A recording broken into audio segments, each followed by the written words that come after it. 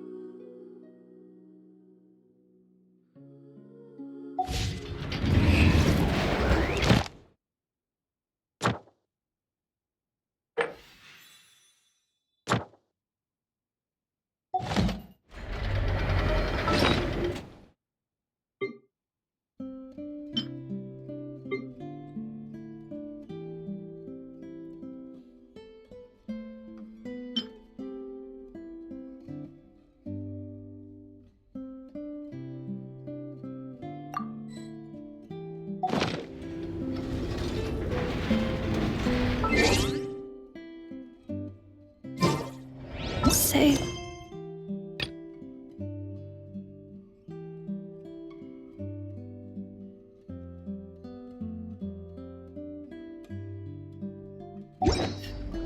me.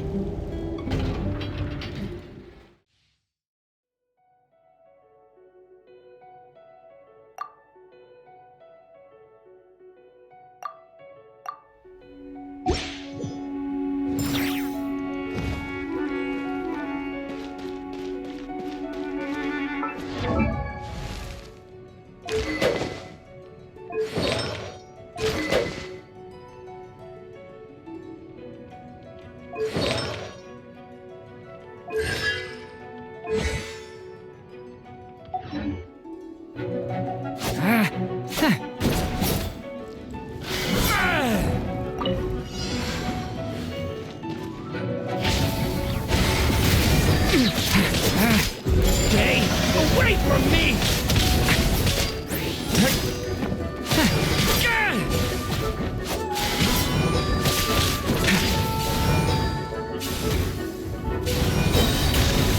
Okay! New life!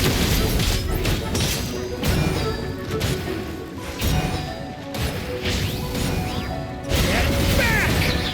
Stay away from me!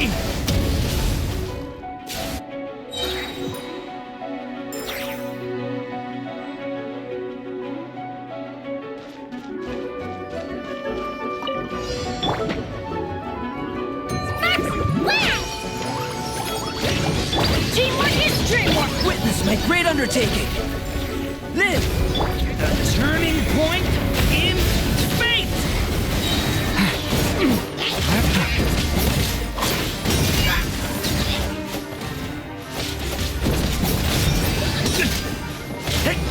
I'm going in! Feel this ancient power! Burst forth! Blazing delight! Fine, fine, boom! The abyss's burning shadow! Devouring claw!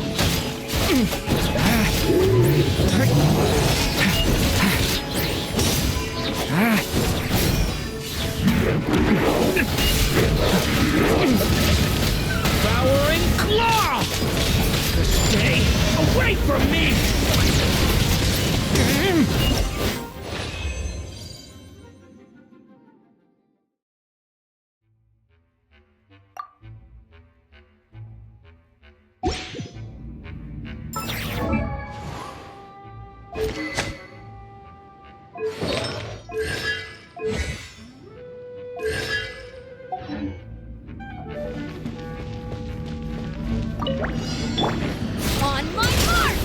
Controlled breathing. Look, a rainbow! G1! Beware the creatures of the night. You're not going anywhere! I never leave empty-handed. Do you fear the dark? Join us. Wing-dang water bomb! Eeny, meeny, miny. Let's move! The long sleep beckons. Observe. Close your eyes. Pack it over! Flash attack! You're my target! On my mark! Beware the creatures of the night. Observe.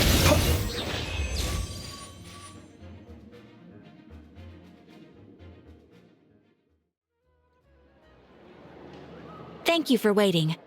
I finished checking your Adventurer Handbook. Here are your commission rewards. We have no other urgent commissions on the books at present.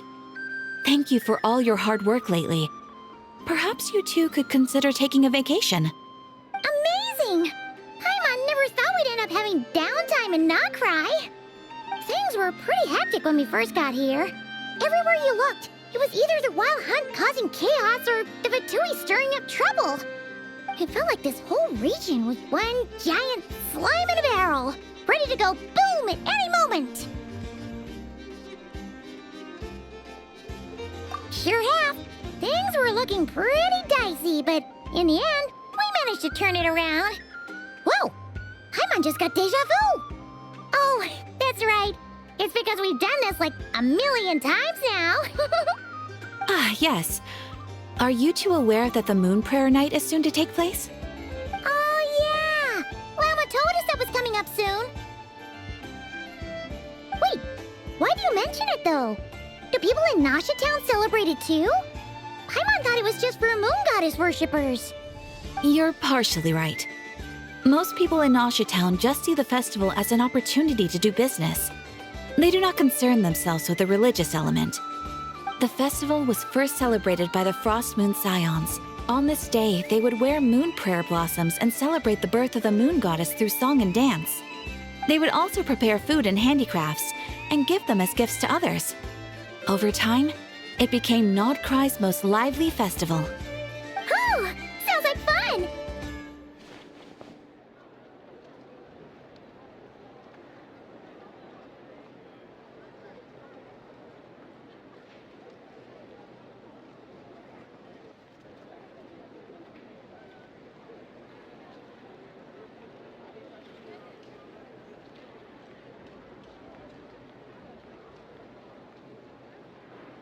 Great! Well, in the meantime, since Catherine doesn't have any commissions for us, let's focus on some personal business instead. When we first got here, you mentioned that this was where your spaceship landed? We didn't get to follow up on it at the time, because we got wrapped up in that whole rare air situation, but now we can finally start investigating it properly.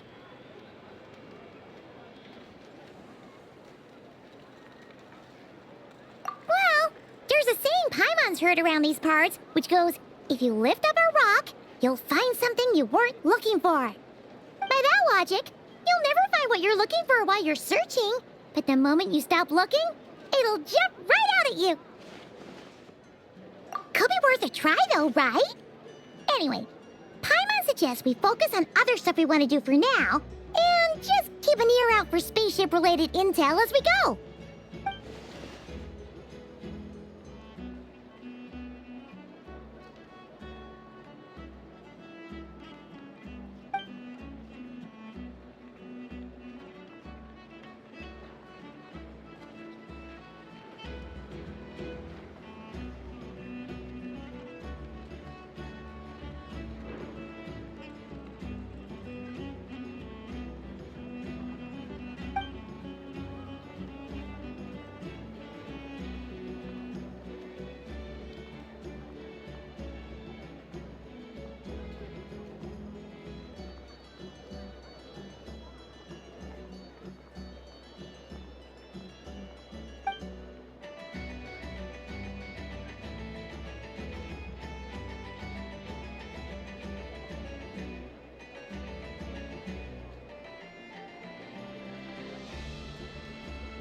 wrong?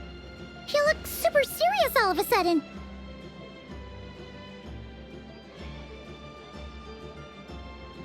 Huh? Paimon gets why you'd be concerned about Columbina, but what does the doctor have to do with anything? Oh, that's true. And now that you mention it, we're definitely overdue for a showdown with the Fatui. It is weird that he hasn't shown himself this whole time. What could he be up to? True. Paimon would much rather deal with Marionette anyway. She says the meanest things, but when it comes down to it, she doesn't seem like a bad person. Maybe it's the pressure of being a Fatus? Especially as a Harbinger. Does she feel like she's gotta act tough to keep up appearances or something?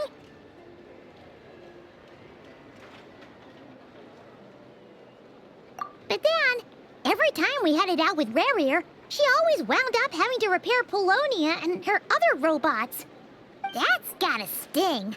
Losing face always hurts more for people who care a lot about their image. She's probably... What? Relax! She's not even here! Huh? What's the matter? Oh, nothing. Sorry, we'll be on our way now. Where are we again? Oh yeah, Columbina? Right, yeah, let's go see Columbina.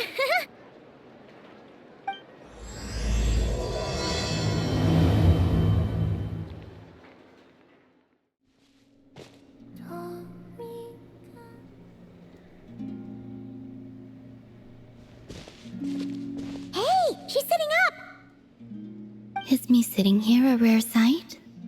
No, we just thought you'd be resting. Perhaps I would have been, were it not for the sudden arrival of some unexpected guests. Not that I consider it a disturbance. After all, you are the only ones who are free to enter. Would it not be a little unfriendly of me to lie down while we speak?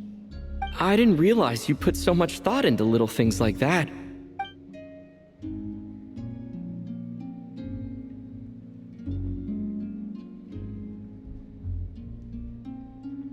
Only sometimes. There have been moments lately where I think about you and your companions.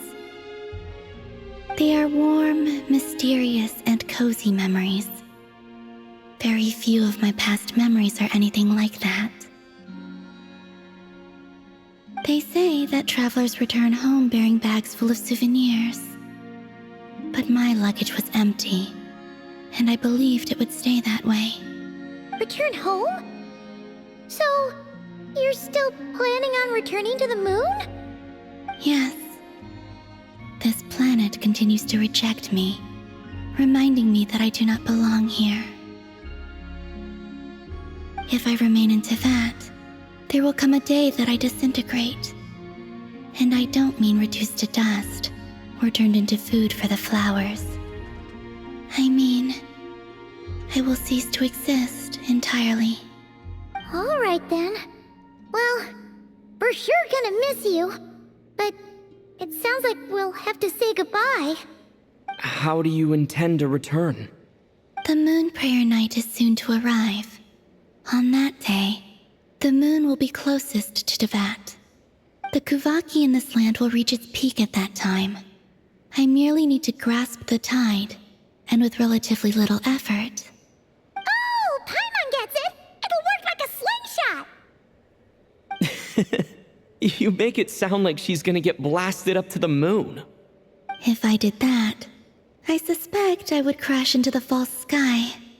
I will be using a much gentler approach. But I do like the analogy. It's fun. You see? She gets Paimon's sense of humor. In the blink of an eye, the time has come to part ways. It does feel that way, doesn't it? Time seems to fly fastest when you are enjoying it. I have always thought of myself as a wanderer on this earth, and it has never expressed any desire to keep me here. Yet, just as I plan to depart, it tugs at my arm. Is this a gesture of affection? Or is the world mocking me? Oh. Were you hoping I can answer? Yes, you are a traveler, so you must have a lot of experience in this area. Then, What I would say is, enjoy the moment. That's right! Don't overthink it! Happiness is happiness and joy is joy! The point is to enjoy it, not analyze it! I see. Then what I would say is, even though I am very tired right now, I am still happy. I can't tell from the tone of your voice. Oh, really? You don't think I sound happy? I'm just kidding. I could tell you were in a good mood today from the moment we saw you. Ah, a joke. Albeit not a funny one. Anyway, I assume you're here about you-know-what. Give me your hand. Actually, it's not that. There's something else we wanted to discuss with you. Oh. Then, do you still want to give me your hand? Sure.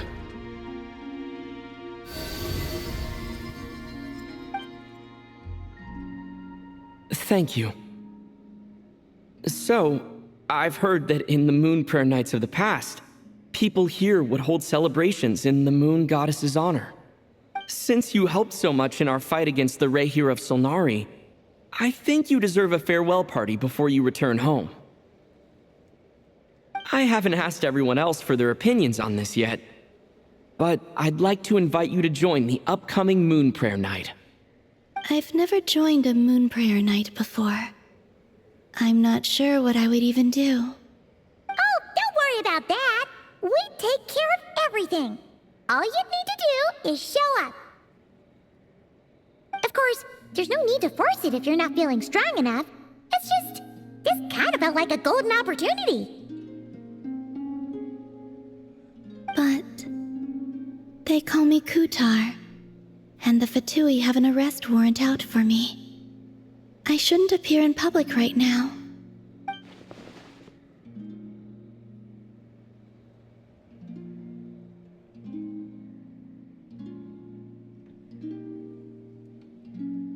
I'll make it work. You have my word. Yeah, we got your back. Well, he does. Paimon's actually not too sure what he's planning. All right, if you're sure. I will not refuse your invitation. I suppose it wouldn't hurt to pack a few more sights from this world into my suitcase before finally learning what my homeland looks like.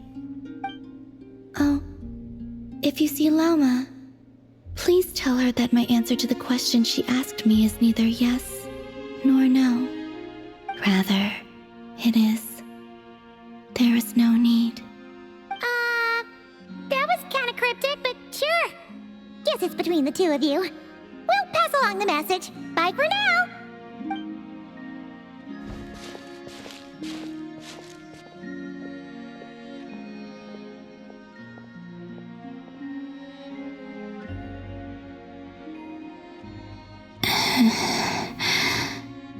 And also, I do not know.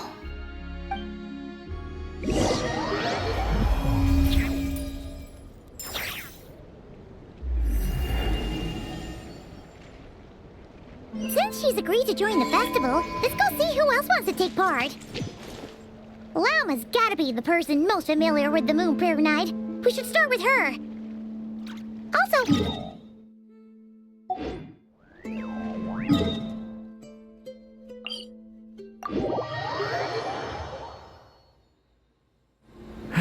Not sure yet. I'll figure something out. What? Are you serious? And Paimon even gave you her vote of confidence back there! When did you become so sneaky?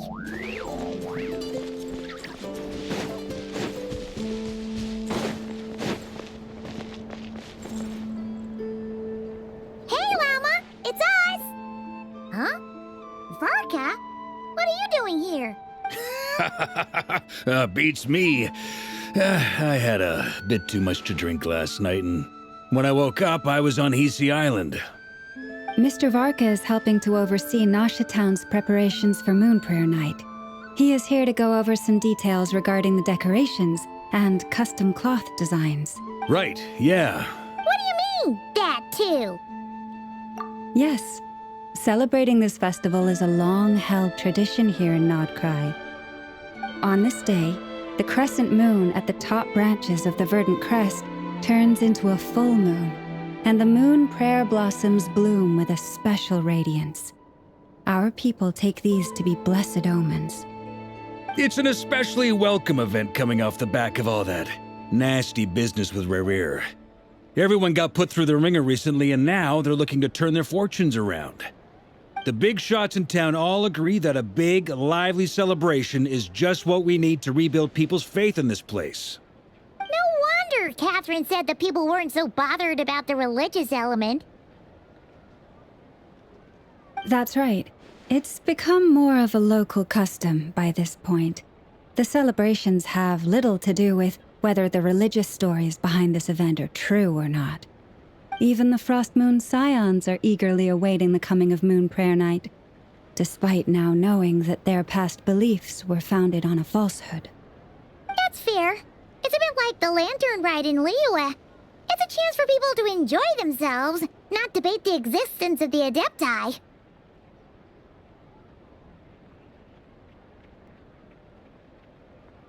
Oh, one other thing. We just went to see Columbina. We went ahead and invited her to take part in the festival this time. Hope it's okay. Wait, so... you mean she agreed to it? Huh. That's quite a surprise. Then, I suppose that she intends to return to the moon on that day. Oh, yeah! It's kind of a complicated process, but basically, it's like a slingshot.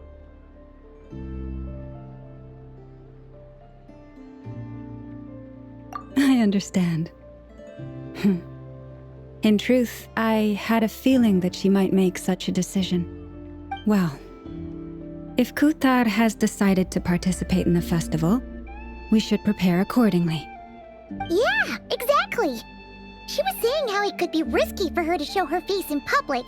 We were wondering if there was any way we could hide her. Unfortunately, the people who carved the statues did an excellent job of capturing her likeness. It will be very challenging to hide a goddess whose face everyone is so familiar with. Darn! We may have bitten off more than we can chew here. Nah, don't sweat the small stuff. We can handle that. Huh? Are you saying you have a plan? Not as such, no, but the most important thing with a festival is to keep the mood light and your spirits up. You can't go preparing for a festival with those long faces. You'll never convince anyone to enjoy themselves. The Mondstatter spirit is strong with this one.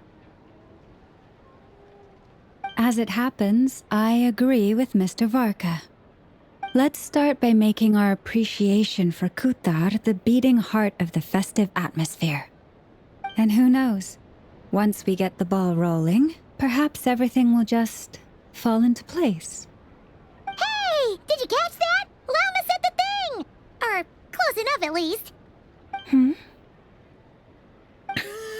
I'm looking forward to the Moon Prayer Night already.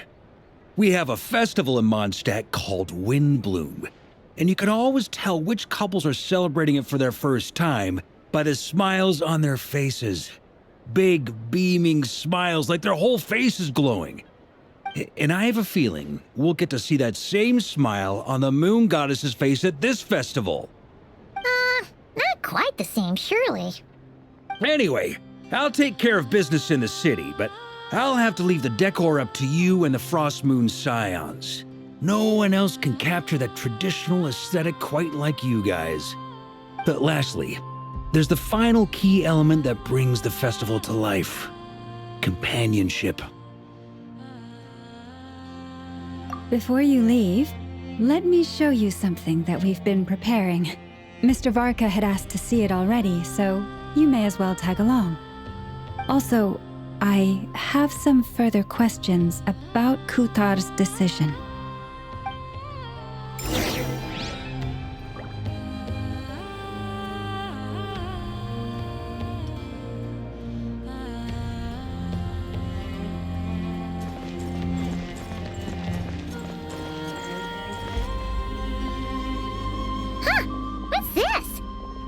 look like they're having fun. I believe so. Kuhenki seem very skilled at playing drums like these, although I'm not sure where they learned it from. Maybe it's an innate talent? Wanatar! You wanna play too? Yeah. She looks more confused than anything. Maybe we can teach her next time if we get the chance.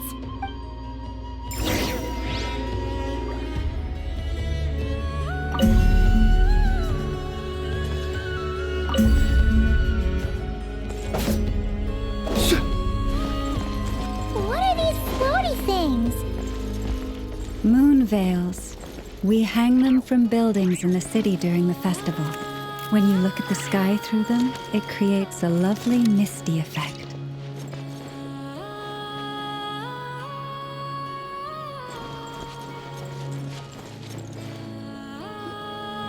Everyone seems hard at work. They are preparing items for Moon Prayer Night. For instance, the sculpture being made over here, Mr. Varka and I were just finalizing the details of where it will be placed. Ah, there she is. I didn't know the finished article would be so large. Not to worry, though. All the necessary arrangements have been made. Just let me know once it's ready, and I'll get some people to ship it over. You have my thanks. And over here, we are preparing a very traditional confection. Oh, look at all these colors! It looks great! Can Paimon try one? Of course. I have a feeling you'll like it a lot. You bet! Sweets and treats are Paimon's favorite! If you included those in the Feast of the Moon, I bet Paimon would have joined the Frost Moon Scions by now. There will also be verdant crests like this present in Nasha Town during the festival. The timing of Moon Prayer Night is not completely set in advance. We make a rough estimate, then observe the changes in the verdant crests and moon prayer blossoms to guide us. As such, the wait itself is a fun feature of this particular festival.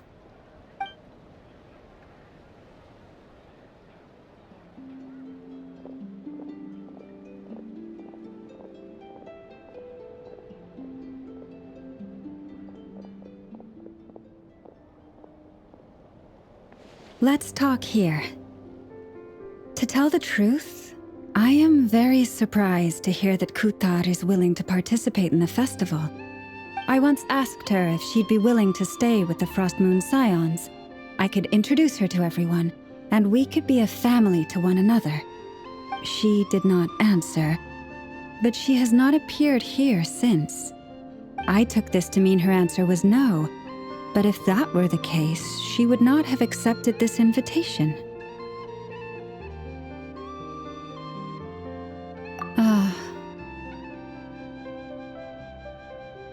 I see.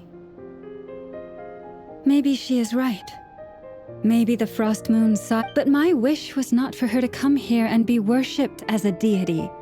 I simply wanted to offer her a place to stay. I'm sure she believes that showing herself here might invite Fatui intervention, and as such, she does not wish to cause us trouble. But what really pains me about all this is that this is her birthplace. She ought to belong here, yet no one has been able to grant her shelter. I think I'm qualified to weigh in here. When someone's about to depart on a long trip, what they need is blessings, not burdens. We should wish her the best, not make the journey harder than it already is. Anyway, she's agreed to attend, hasn't she? All we need to do is simply respect her decision. I see your point. Yes, she will soon depart after all. Our job is to leave her with some happy memories. Besides, who's to say her journey to the moon is a one-way trip? It's not like she can't come back and visit if she wants, right? Paimon agrees wholeheartedly. Festivals are all about having fun, so let's keep it simple. All right, I'm gonna head back to Nasha Town soon. Want to come with? I'm guessing you have some other folks to visit there. Sure thing. Let's go. Bye for now, Wilma. Thank you all. Goodbye.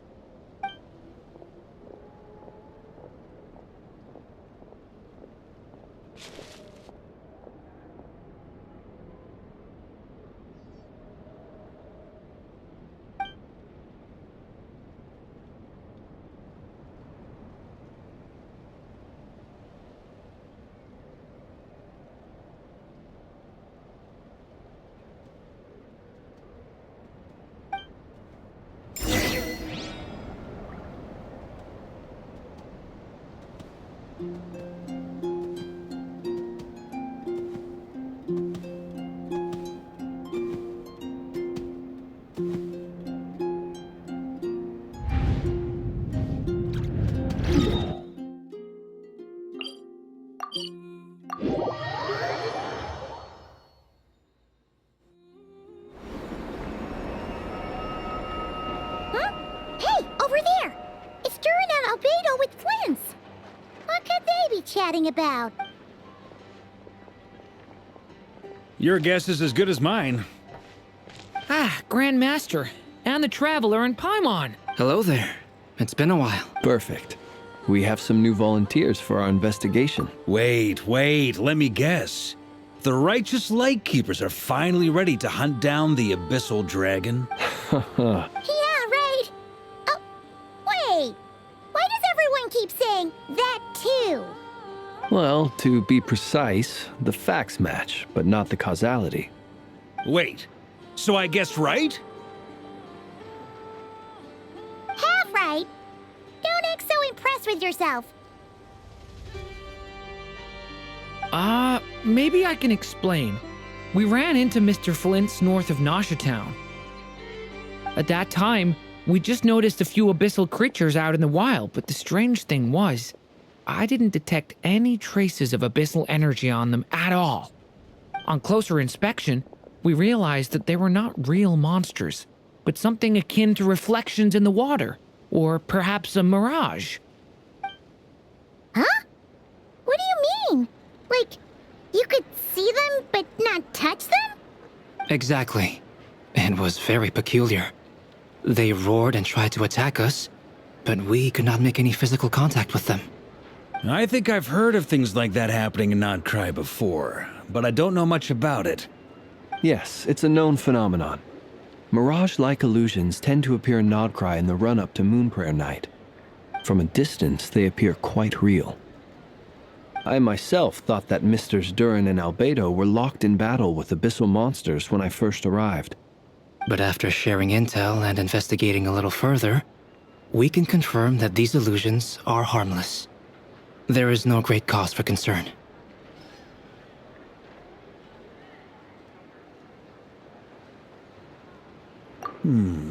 All the Mirage stories I've heard are either animals, rocks, or small houses. Abyssal monsters, though? That's a first. It's a first for me, too. So I'm planning to look into it further just to be on the safe side. I intend to inspect a few more locations. What about you two? Any plans? Alice contacted me a few days ago. She'd like me and Duran to assist her with an experiment. But we lost contact shortly after receiving the message.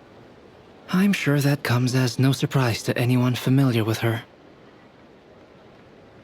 We don't know when the wind will blow, yet when the wind blows, we will know.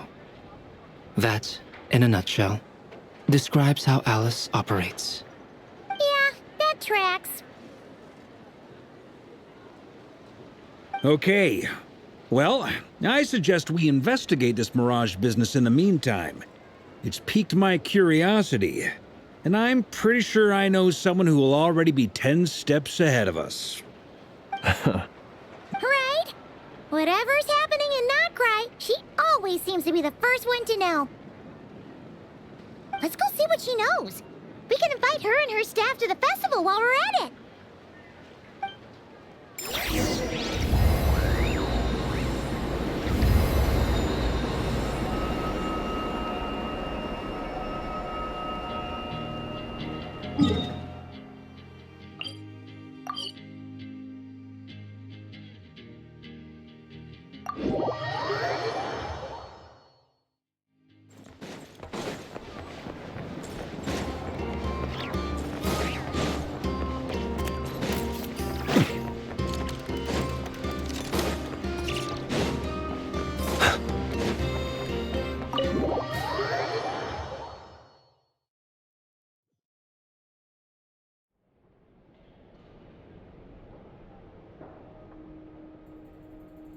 You're right, I have noticed.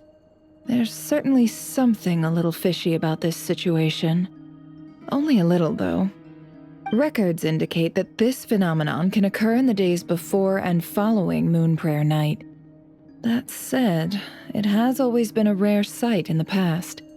The odds of encountering these phantoms are similar to looking up in the night sky, happening to see a shooting star, and managing to make a wish before it disappears. But this time, either everyone's getting lucky, or they're appearing far more frequently than usual. Yehoda's out gathering intel as we speak. In the meantime, let me check off some points of interest. First, the Abyss. The ones we saw seem to be abyssal monsters. Indeed. But we have identified one location where many more of them have made an appearance. And not just monsters, but human phantoms too. Given the scale and nature of the phantoms, it's almost as if someone's last memories are coming to life. Or perhaps the memories of multiple people. Oh. So you mean the phantom monsters are hunting down the phantom humans? Exactly. The phantoms can interact with each other, but we have no means of intervening. In addition, some of the human phantoms would seem to be from the very distant past. This is clear both from the clothing they wear and the stories they tell. They claim to be from Hyperborea, a name which I've heard from Lauma before. If this is true, it means they must be from 6,000 years ago. Did Paimon hear that right? 6,000 years? It sounds like this merits further. That'd be a big help. I'll leave it with you, Albedo. My knowledge of ancient history is non-existent. I used to doze off every time the pre-Knights of Favonius era came up in class. It's quite a miracle that you were able to understand these phantoms' speech, given how long ago they lived. I suppose you're right. But I'll leave the archaeologists to ruminate over that conundrum.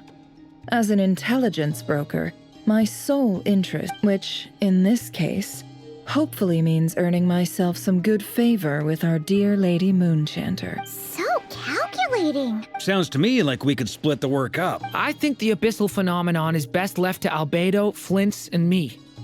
Agreed. It coincides with my duty as a lightkeeper. For my part, I'd like to understand the abyss better.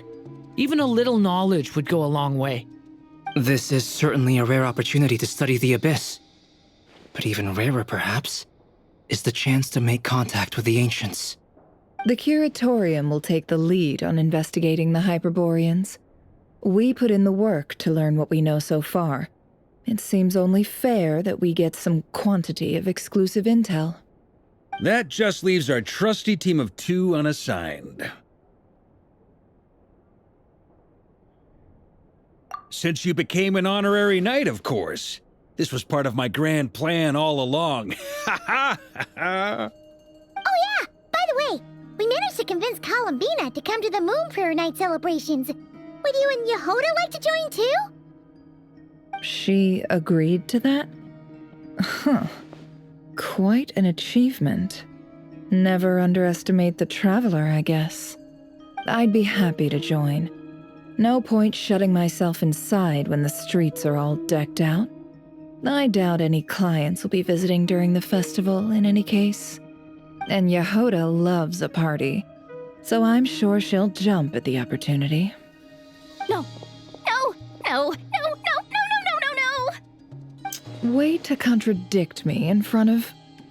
Wait. No, that's not what I have bad news, boss. So many people. All right, everyone inside, quick!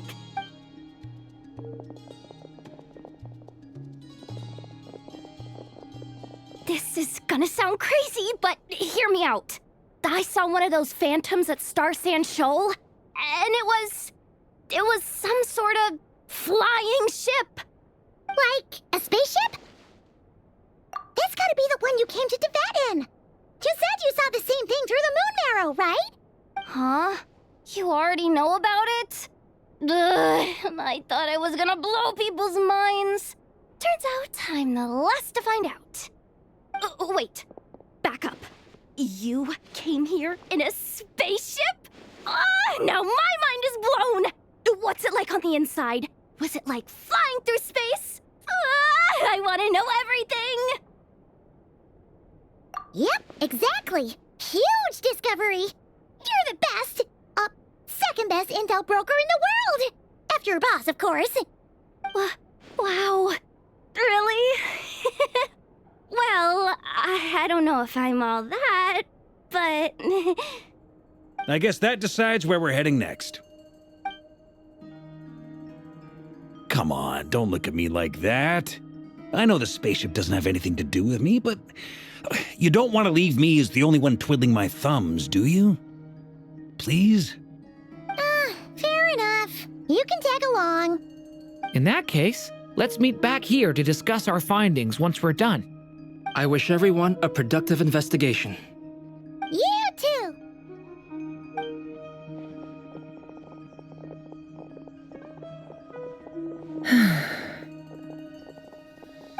What's up, boss?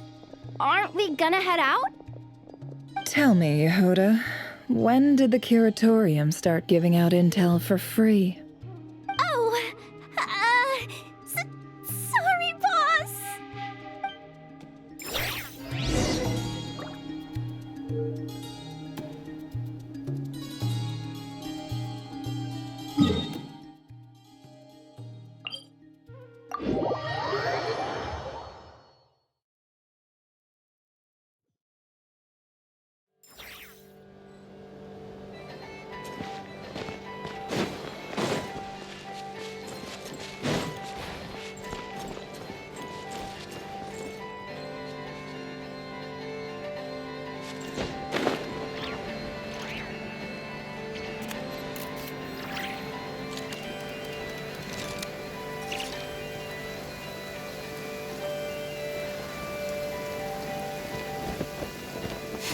You look worried.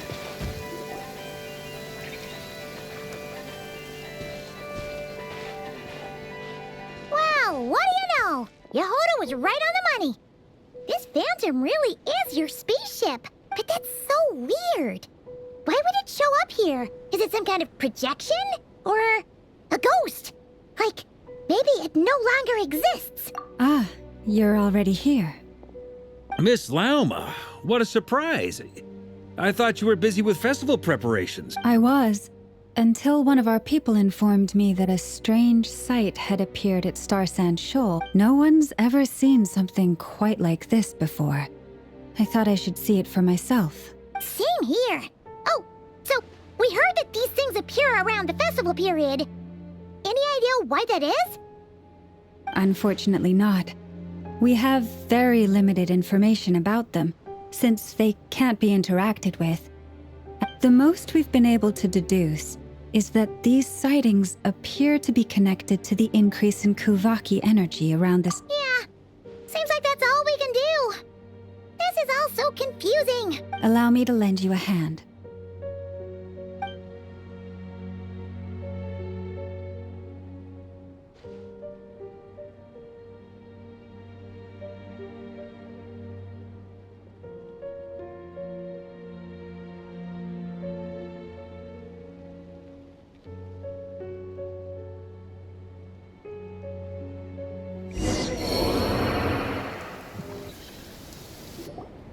Everyone, our friend here should be able to provide us with some information.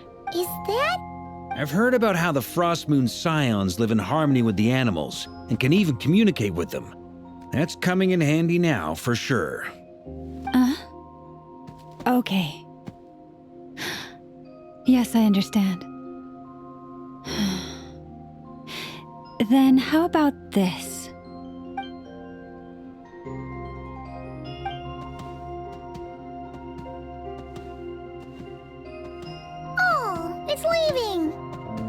It appears to share our curiosity about this giant spaceship, so I asked it if it wouldn't mind investigating along with some friends.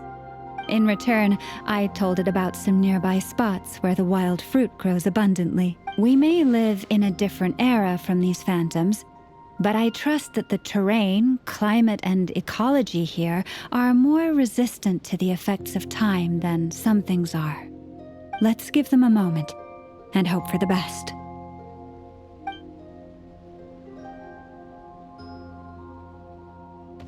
All back together? Must have been a lot of fruit. Indeed. Now let me ask them some questions.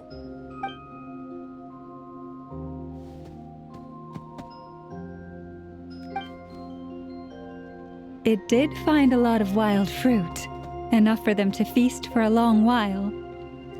This puffin circled in the air several times, but didn't spot anything out of the ordinary. Certainly nothing to do with the spaceship. Huh. Well, it definitely makes sense to get a bird's eye view. Indeed. Other than that, I was also thinking that the world these phantoms see is also different from ours. Oh, I get what you mean. The wild fruit exist in both times and spaces, but there might also be things that only exist in that space-time, which we can't see.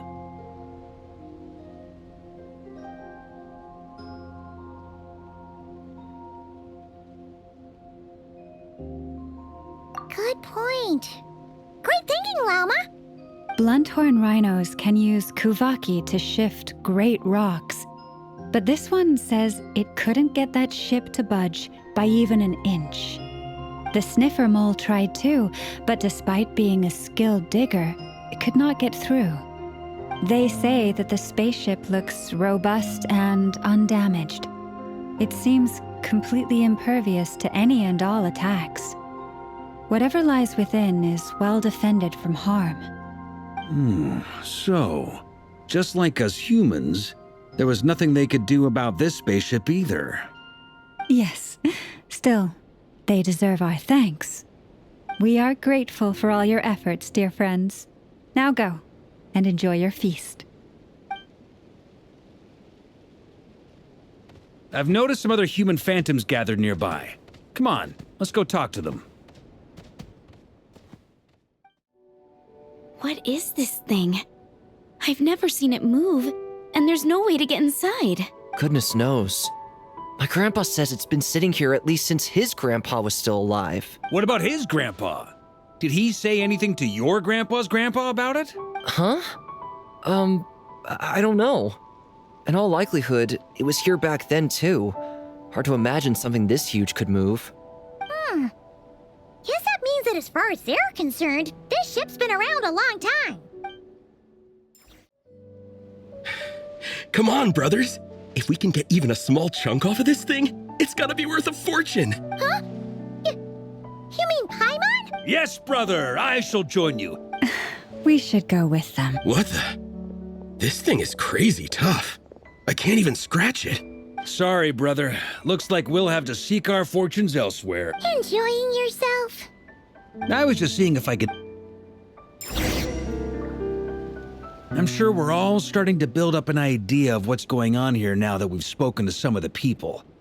These phantoms are reenacting real historical events in Nodcry. It's almost like we're in some kind of interactive stage play. We can talk to the actors, but the plot is fixed and we can't influence it. It makes sense. History is set in stone. The objective facts of the past cannot be changed.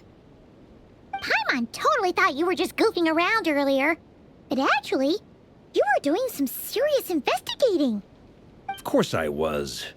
Anyway, at this point, I think we're forced to conclude that although the Phantom spaceship is right there in front of us, we aren't going to learn much about it from these people.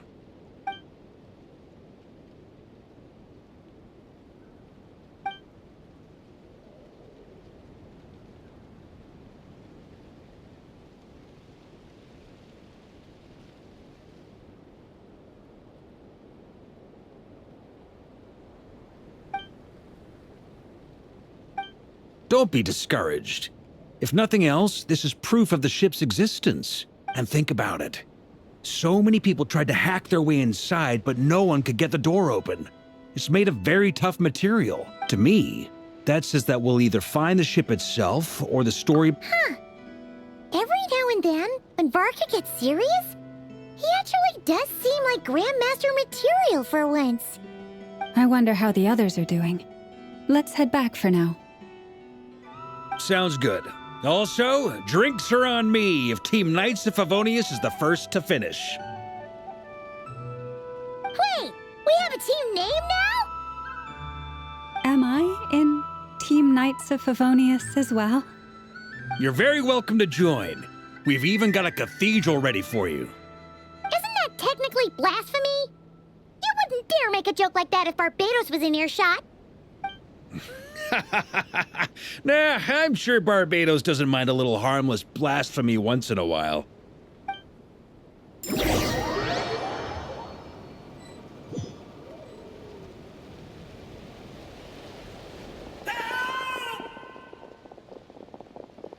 Oh, no! Oh.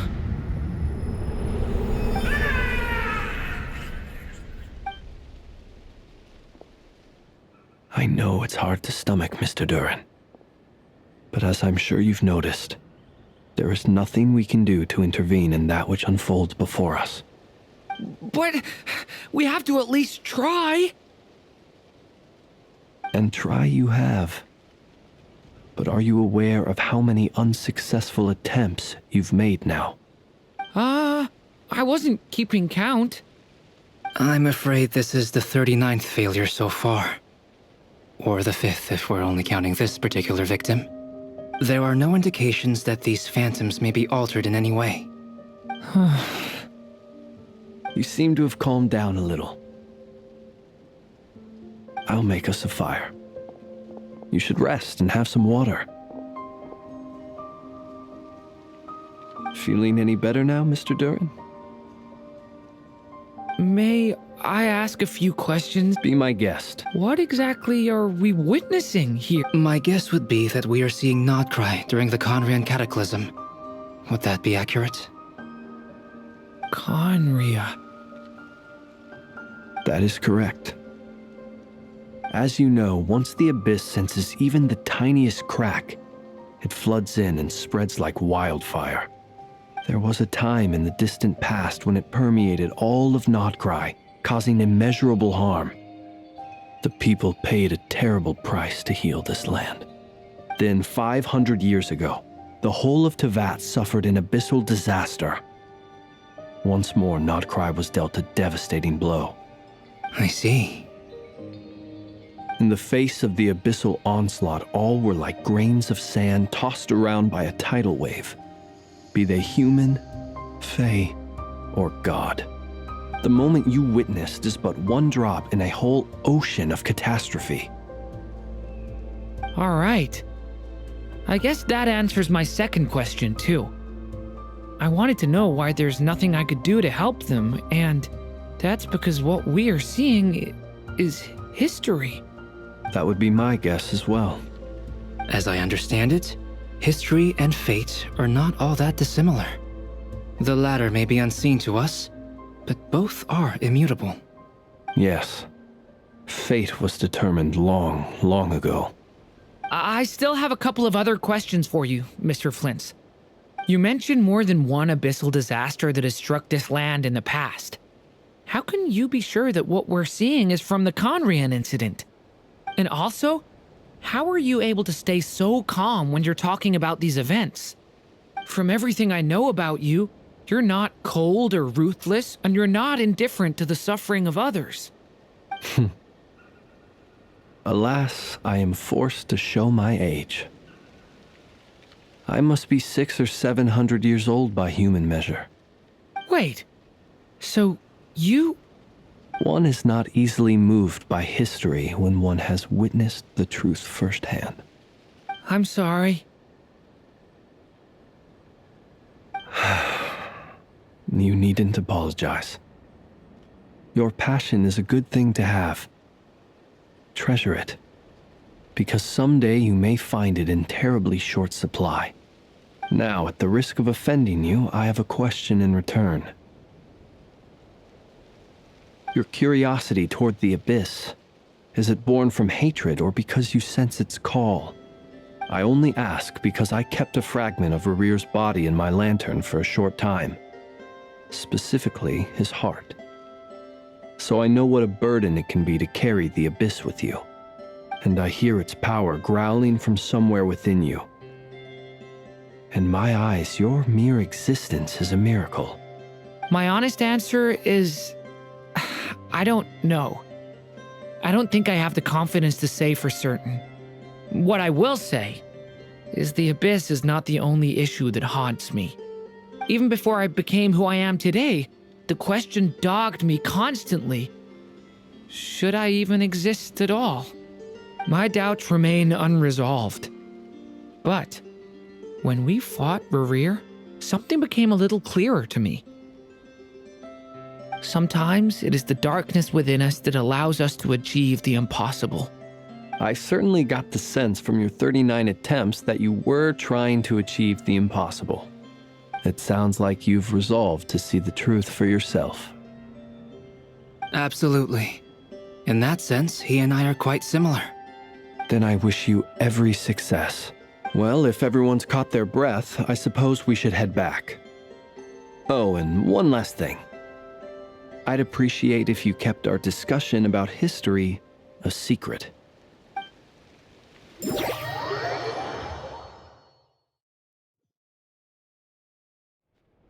Incredibly, our separate investigations led us all to the same conclusion. Hooray for consensus! Yeah, but we barely learned anything though. I totally thought this would be the mother lode. Talking with the ancients? I mean, come on! But nope, all we got was useless snippets of conversation. And all this stuff about moons and hyperopia. What a load of baloney.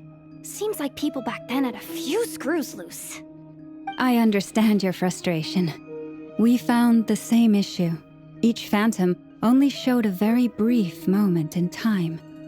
There isn't much value to be found in these miscellaneous fragments of a civilization's history, no matter how glorious it may have been. If there's a silver lining, it's that these phantoms are harmless to the present reality. They shouldn't get in the way of the festivities. Paimon agrees. And not just because it's the first thing she understood in this whole conversation. You look disappointed, Nefer. Is something the matter? What do you think? We all worked our tails off, but the only one to gain anything from it was you, Lady Moonjanter. Well, please do share the Hyperborean records with me. I will gladly inscribe them in our people's documents. Oh, duh! Yeah! That was it! Hyperborea! Hyperborea. I'm serious. Only an expert in the Frostmoon Scions and their history can turn these records into valuable research material. The alternative is to let them gather dust on the Curatorium's storage shelves until the pages turn yellow. Nefer, you're wise enough to know that cooperating and sharing the profits is the best course of action here.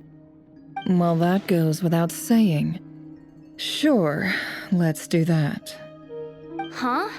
But didn't you say we aren't supposed to give out intel for free? Sorry. Shutting up. Now is not a good time to push Nefer's buttons. Anyway, back to Moon Prayer Night. I'm thinking that we should prepare something a little special, aside from the usual decorations and so on. You mean a parting gift? Can't go wrong with food. Although, does food go bad on the moon? Perhaps a lantern would be a better choice. It might be dark up there. It could prove difficult to light a lantern on the moon. Magical stones might serve that purpose better. What about a clockwork mecha model from Fontaine? I've got a whole bunch at home. I use them for fighting practice in my free time. None of these sound like things she would be even remotely interested in. But we don't interact with her enough to know what she likes. Yeah.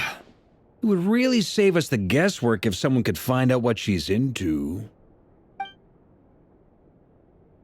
Wait, what the? Traveler? They're all looking at you.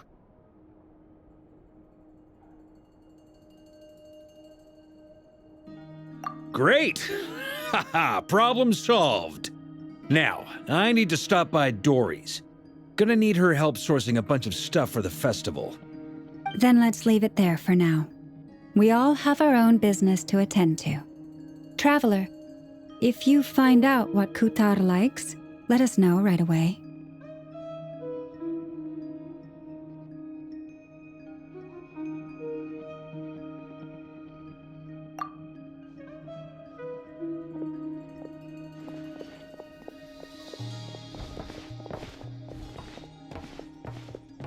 Is something the matter? I'm fine. It's just... I'm still feeling a little rattled after witnessing the horrors of the Abyss. But it's okay. This is something I have to work through. I'll be alright. Thanks for your concern. Well, don't put too much pressure on yourself. If you ever feel like something's wrong, physically or mentally, we're here to talk.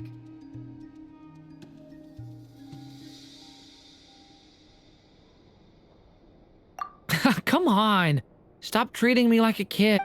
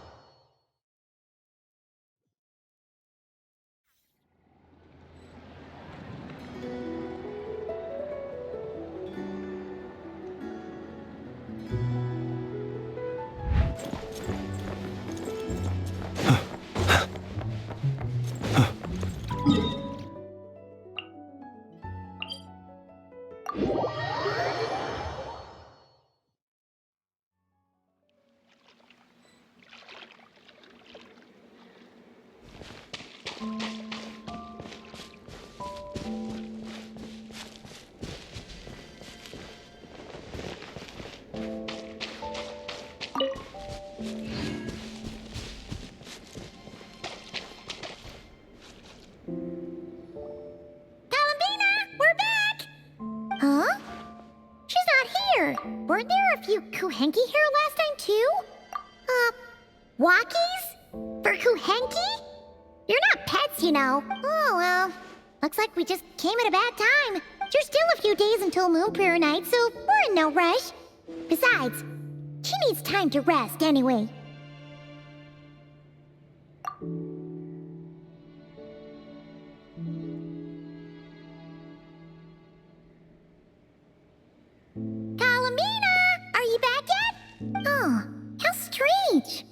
Looks like she still isn't here, right?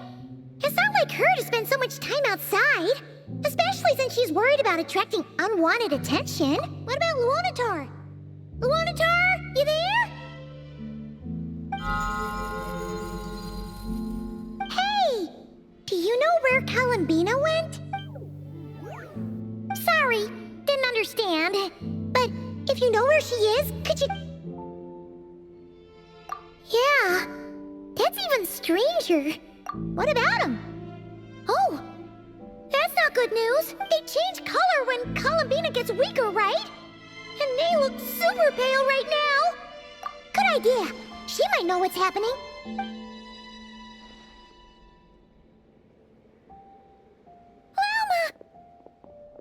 Ah, it's you. How is Kutar? Is she okay? No, she hasn't. I came here to check on her after I noticed the flowers had changed color. Based on past precedent, she must be very weak right now. Even getting up to walk would be a struggle. It seems unlikely that she wandered off outside. Not to mention that she doesn't do that at the best of times either. So yeah, this is super weird.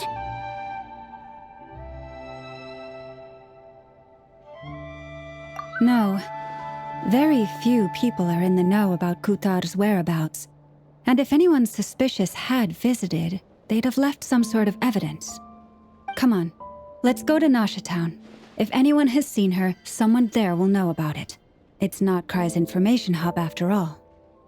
Makes sense. Let's go!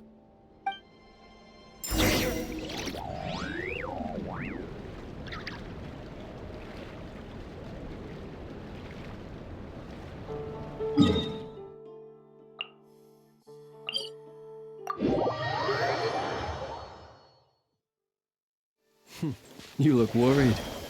Relax. It takes more than a little rainfall to extinguish my lamp.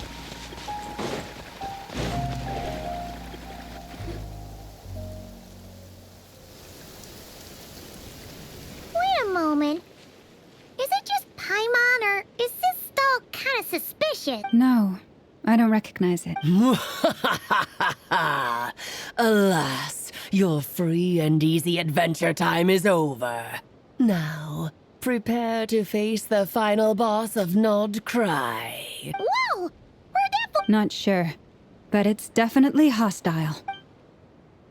No, not that way. The final boss is right. The sniffer mole? That's the final boss? Okay, the jig is up. I'll stop teasing you. Turn around. I'm right behind you. It seems I've managed to leave quite an indelible impression, even though you've never seen my face. Oh, nothing could make a great mage more pleased with herself.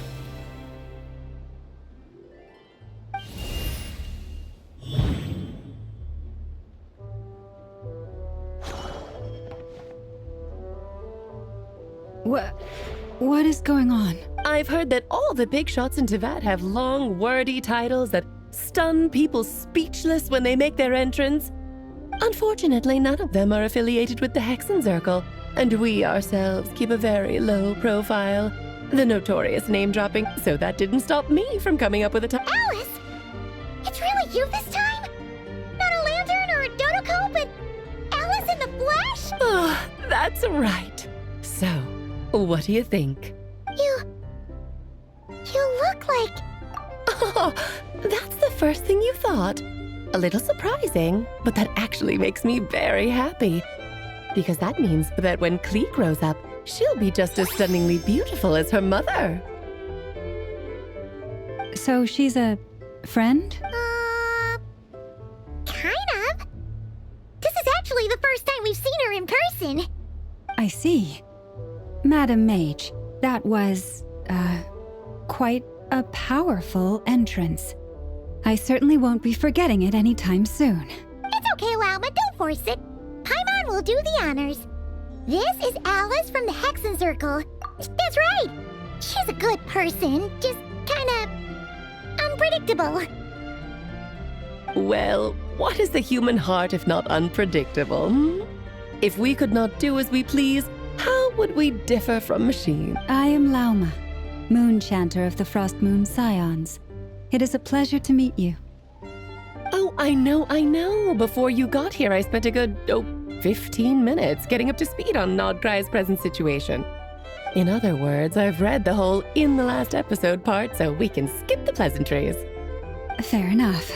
Well, Miss Alice, I can already tell that you have quite a unique personality. He'll get used to it. Paimon sure is. So anyway, what are you doing in Nod Cry, Alice? Oh, I thought I told you already.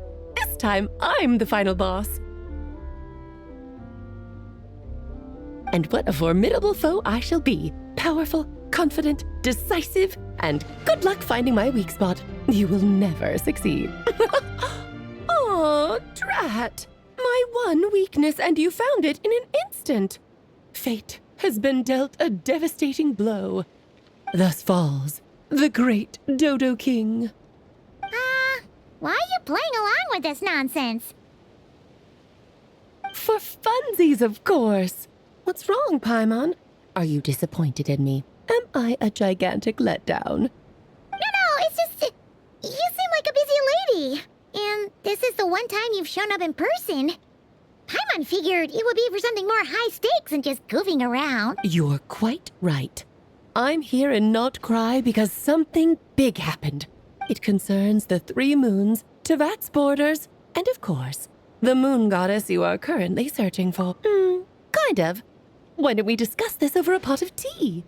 My main reason for coming on this trip to Tevat was, of course, to have some fun. But I do technically have a job to do as well, namely, maintaining the stability of Tevat's borders. I'll skip over the complicated parts, but to sum it up, abyssal energies are all that lie beyond Tevat's border. We'd find ourselves in a real pickle if they ever made it through. And the phantoms you've been seeing are a sign that the border has been disturbed. Ah, no wonder they tend to show up around Moon Prayer Night. Is it because the real moon is now so close to us that its power can cross the border? In part, but only a negligible amount passes through. Just enough to influence the verdant crests and so on. And as you've noticed, there has been an unprecedented number of phantoms appearing this year. The influence of the moon beyond the border cannot explain this. No, there is another far greater factor at play. The trilunar syzygy. A trilunar syzygy. Eons ago, before the heavenly principles came to Tevat, it was the then 3 moon goddesses who controlled the laws of this world.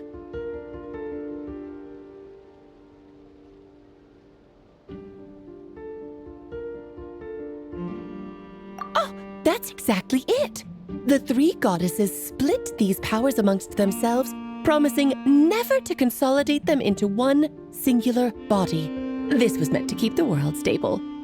But fast-forwarding to the present, the eternal moon's marrow is with you, while the iridescent moon's marrow, which should never have appeared in this world, has been retrieved. Add that to the presence of a moon goddess in the flesh and... the power of all 3 moons is gathered here in Nodcry. There hasn't been an event like this since the War of Funerary Flame. And it's having a noticeable effect on Tevat's borders. Because I wish to give my darling daughter a peaceful, sunny environment to grow up in. Is that a good enough reason? Kinda sounds like you're dodging the question. Well, that's one reason anyway, and the most important one. The others are a little complicated to explain. For instance, cleaning up after dearest Miss R. Albedo could tell you more about that if you're curious. But right now, I see. Nicole told me about that legend once. Nicole? You mean Meet Anne? Oh, so you remember. Yes, of course. That was a story about fate, her area of expertise. But back to the story of our dear moon goddess. I'm afraid her intended method of returning to the moon is unlikely to work anymore. What does that mean? She may be missing, but she hasn't gone anywhere. She has disappeared.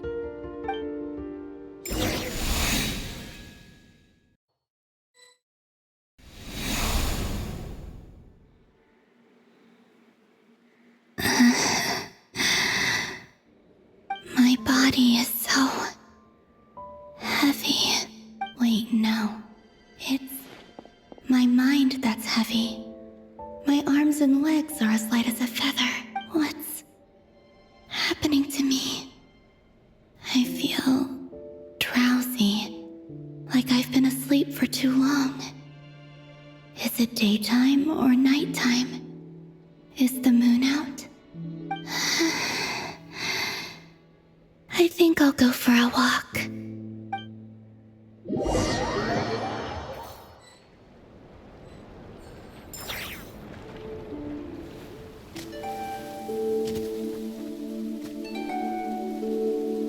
Are you out for a walk too?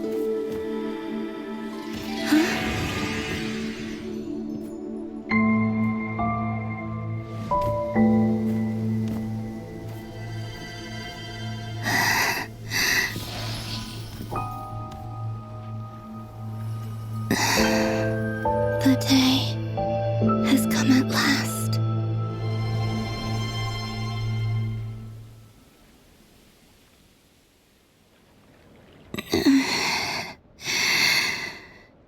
Have I grown so weak that I can't even sustain my physical form? But Moon Prayer Night is nearly here. I was so close to returning home. Death is near. Is this how it ends for me? Will I return to the moon after I disappear? Or... I don't want it to end like this. So far, at least, I still exist. Even if not physically, I can still feel. But as my power wanes, I'm sure that too will fade. I suppose I might take one final look at this world. The world where I was born.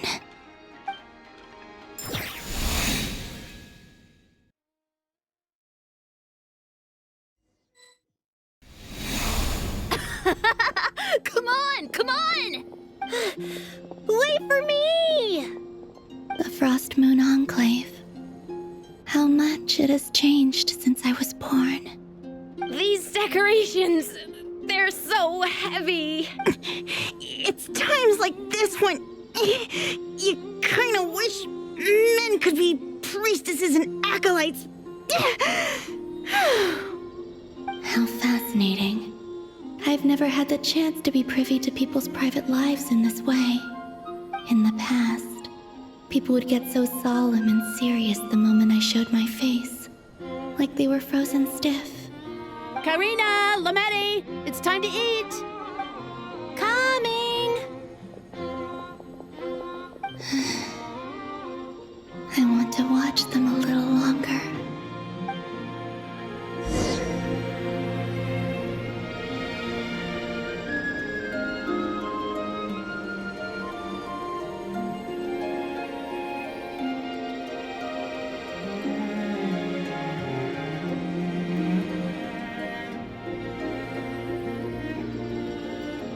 So just fill these balloons with air, right? Yep. Try a couple now to test things out. The rest can wait till Moon Prayer Night. Think fast. Rita!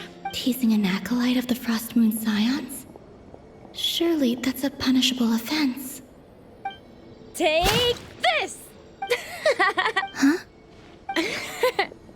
All right, enough horsing around. Lady Lauma gave us a task. The task is just to check that the balloons don't leak, right? Doesn't matter if we fill them with air or water. Okay, you got me there. And you got me there. But still, we can't use all the balloons before the festival even starts. We won't use all of them. Oh, you menace. Then, think fast! Is pumping a balloon full of water really so much fun?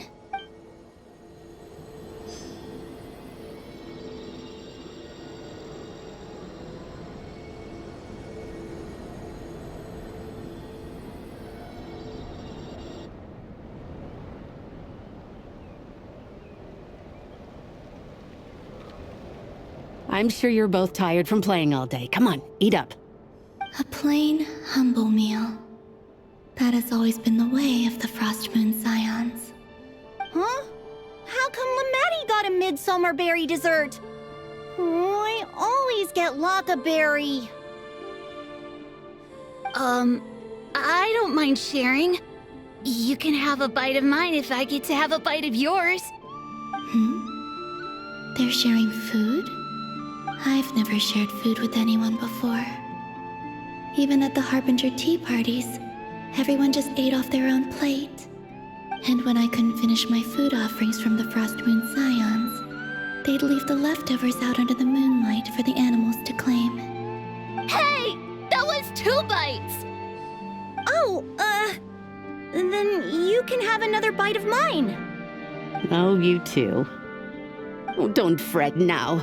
Here, have some of Granny's too.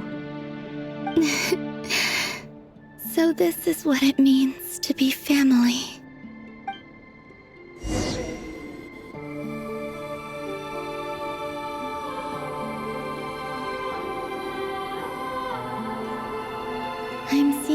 much that I'd never usually get to see. They'd never act like this when I was around. It's nice, being able to just watch people in peace in these final moments. What a rare opportunity. I think I'll go take a look around Nasha Town, too. Maybe the Traveler will be there.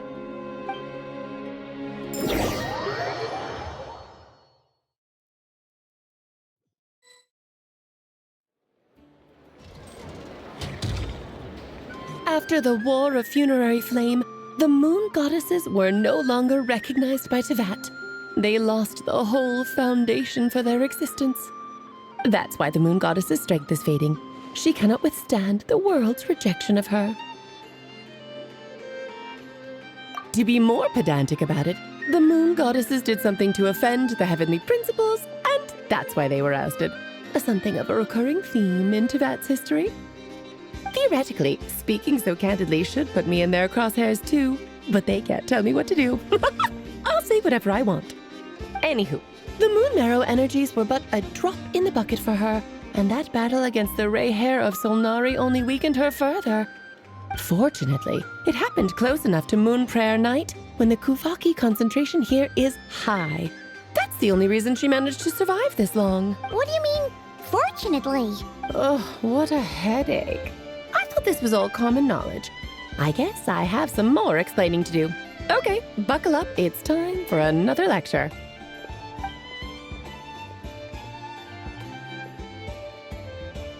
Now, I said earlier that the moon goddesses lost the foundation for their existence.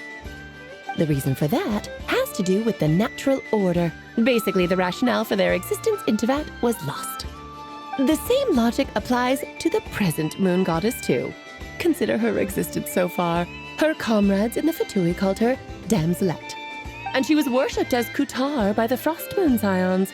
But these connections have now been severed, whether by her hand or yours.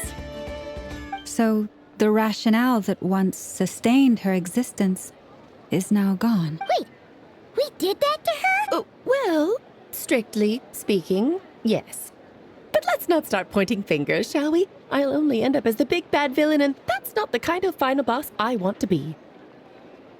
Of course I do. I'm only the greatest mage in the whole entire... Now, if you wish to find your moon goddess, there are two problems we need to solve.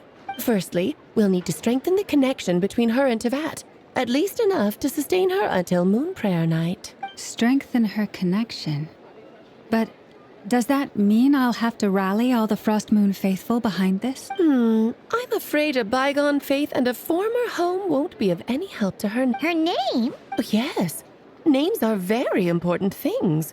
A name is a fundamental concept that anchors one's entire... Then your first job is to find it. As a moon goddess, I'm sure she must have a name she identifies with. Neither Columbina nor Kutar is her true name, and she's never really accepted either of them.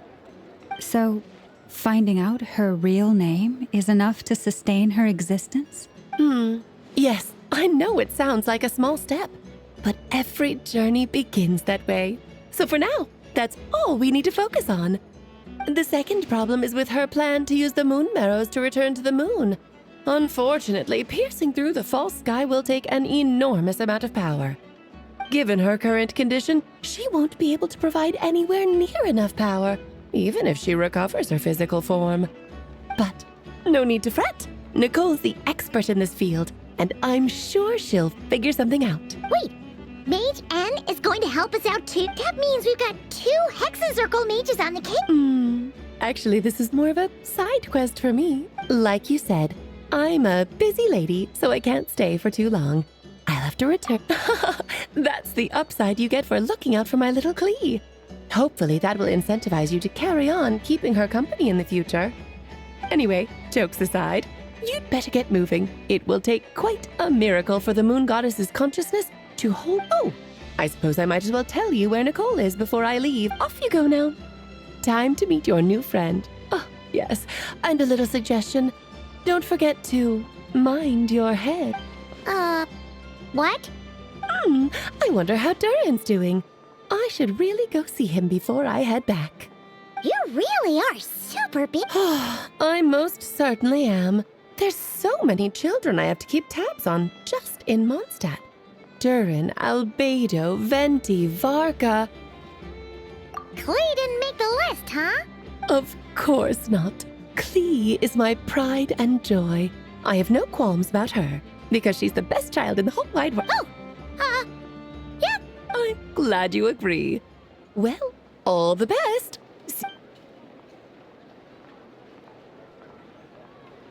She left in a hurry. Yeah, she didn't pack up her stall. Should we? I must say, I'm now very curious about her daughter. Klee, wasn't it? That's a long story.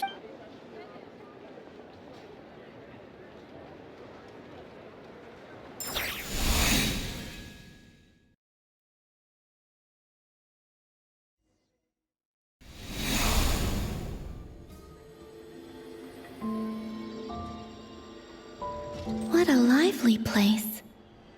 I've never experienced Nasha Town like this before. Hey, you old geezer! Who are you calling old geezer? Are they quarreling? I'm looking right at him. You've really gone downhill since giving your daughter free rein in the workshop. You might as well use that hammer to massage my back for... Don't run your mouth, or you'll get a back massage that'll put you in bed for the rest of your life. I'll bet you send all the materials to your little princess. All right, you've made your point, Uncle Koski. As soon as the materials arrive, fixing your chair will be the #1 priority. And Dad, if you've got time to chat, why don't... See? Lolka knows what the score is. I guess they're friends. But the way they spoke to each other was so ugly. Then again, it wouldn't be the first time I've seen something like... Columbina! Sing outside my door in the middle of the night one more time, and I'll unscrew your vocal cords. You hear me? Oh, Sandrone. So that was her way of trying to be friends with me. What a pity. I won't get the chance to say any ugly things in reply.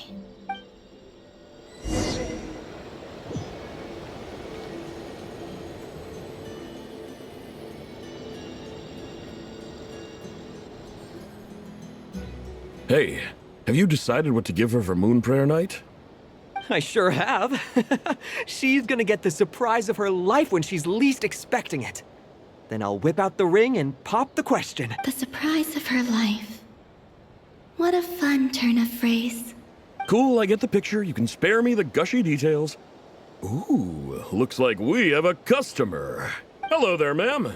Would you like some Moon Prayer Night candy? Huh? Is he talking to me? Can he see me? Here you go.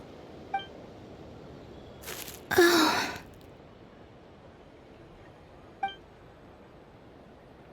Come back anytime. Right. Now, where were we? I don't know why, but I still held out.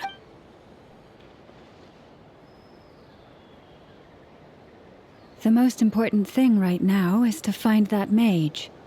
This name thing seems super important too, but where do we even start looking? I'd better go pay the Fatui a visit.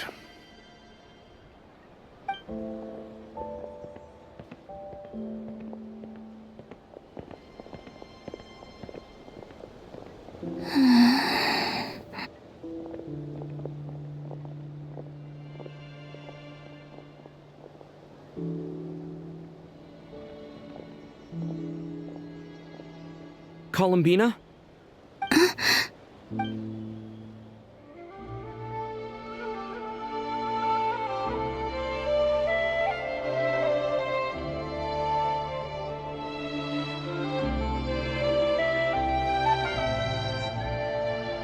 Traveler? Let's go! This is no time to be spacing out!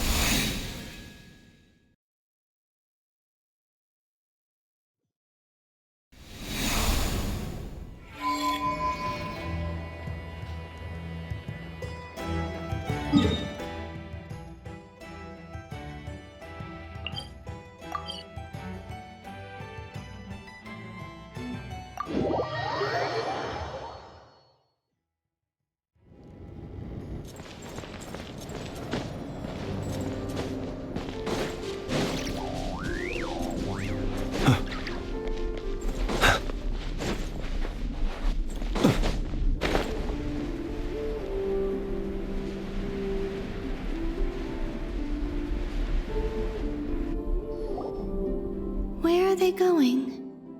They mentioned a mage and a name? So, Mr. Varka, are you acquainted with this Nicole? Or should I call her?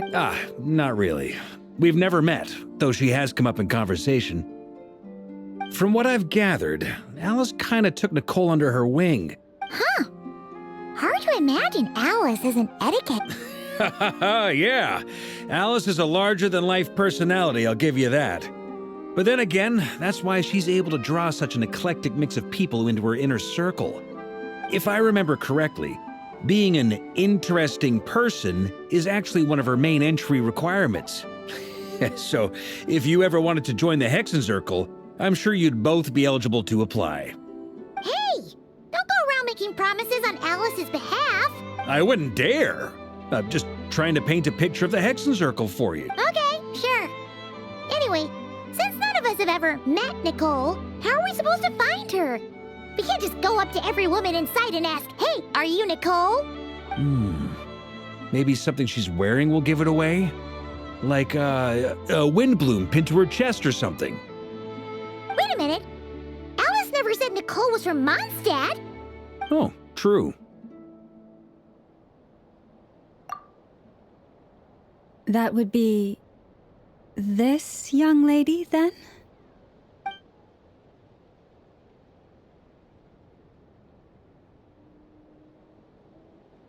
Hey there!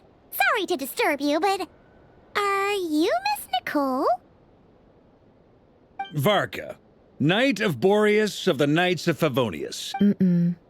Have we got the wrong person? Well, this is awkward. When I shook my head, I meant, no, Alice hasn't mentioned you before. Huh? Where is this voice coming from? My apologies. For certain reasons, I am unable to speak. This is the only way I can communicate with. It might take some getting used to, but I hope you can understand. Hey, it's fine. I'm more shocked by the fact that Alice never speaks about me. As for you two, we have crossed paths twice before, but it is nonetheless a pleasure. It's really you! Thanks for all your guidance in the past. You're quite welcome. This time, things are different. We have reached the unwritten pages of the story. You might say that we stand at the crossroads of fate.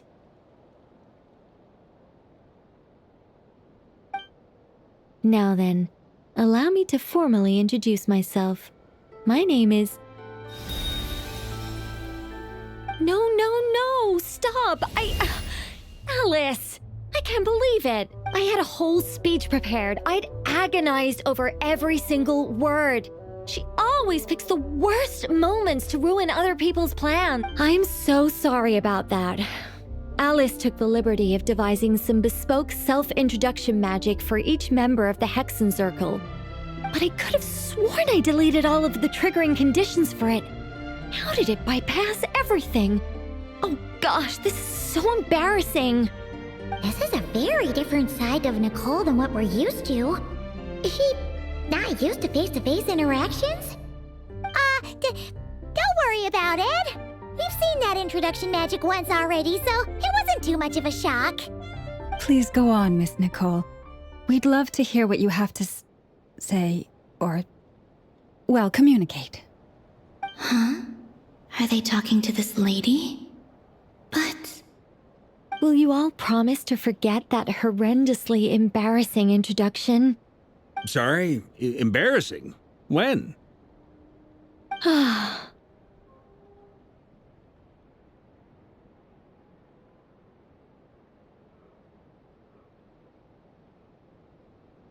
Yes, my name is Nicole, and I am one of a very few angels who have retained both their preferred form. The Traveler and Paimon should be no strangers to this concept. There is another of our kind in Natlan. Alright! Paimon! Yes. Well, I have retained more of my power than she. It's because I don't have a long-term duty to fulfill. To be more specific, no. We'll be here all day if I get into the specifics. Moving on. If I'm not mistaken, you are here because you wish to learn how one might reach the moon beyond the sky. That's right. Is that something you can give us any guidance on? Yes, I do know a way. It began with the Hyperboreans, who lived after the War of Funerary Flame. Blank looks. Maybe I should start with the background of the war. Or maybe not. It shouldn't be an issue. I'll fill in the gaps for you when we have more time. Anyway, after that war ended, the three moons retreated to beyond the false sky. The Hyperboreans were humans I once aided. They accepted the civilization and creations bestowed upon them by the angels. But despite accepting many blessings of the angels, many among them still held on to their faith in the moons. They were reluctant to accept the new order, even after the War of Funerary Flame. They sought to contact the moon goddesses beyond the sky and receive their guidance. But all three had passed away by that point.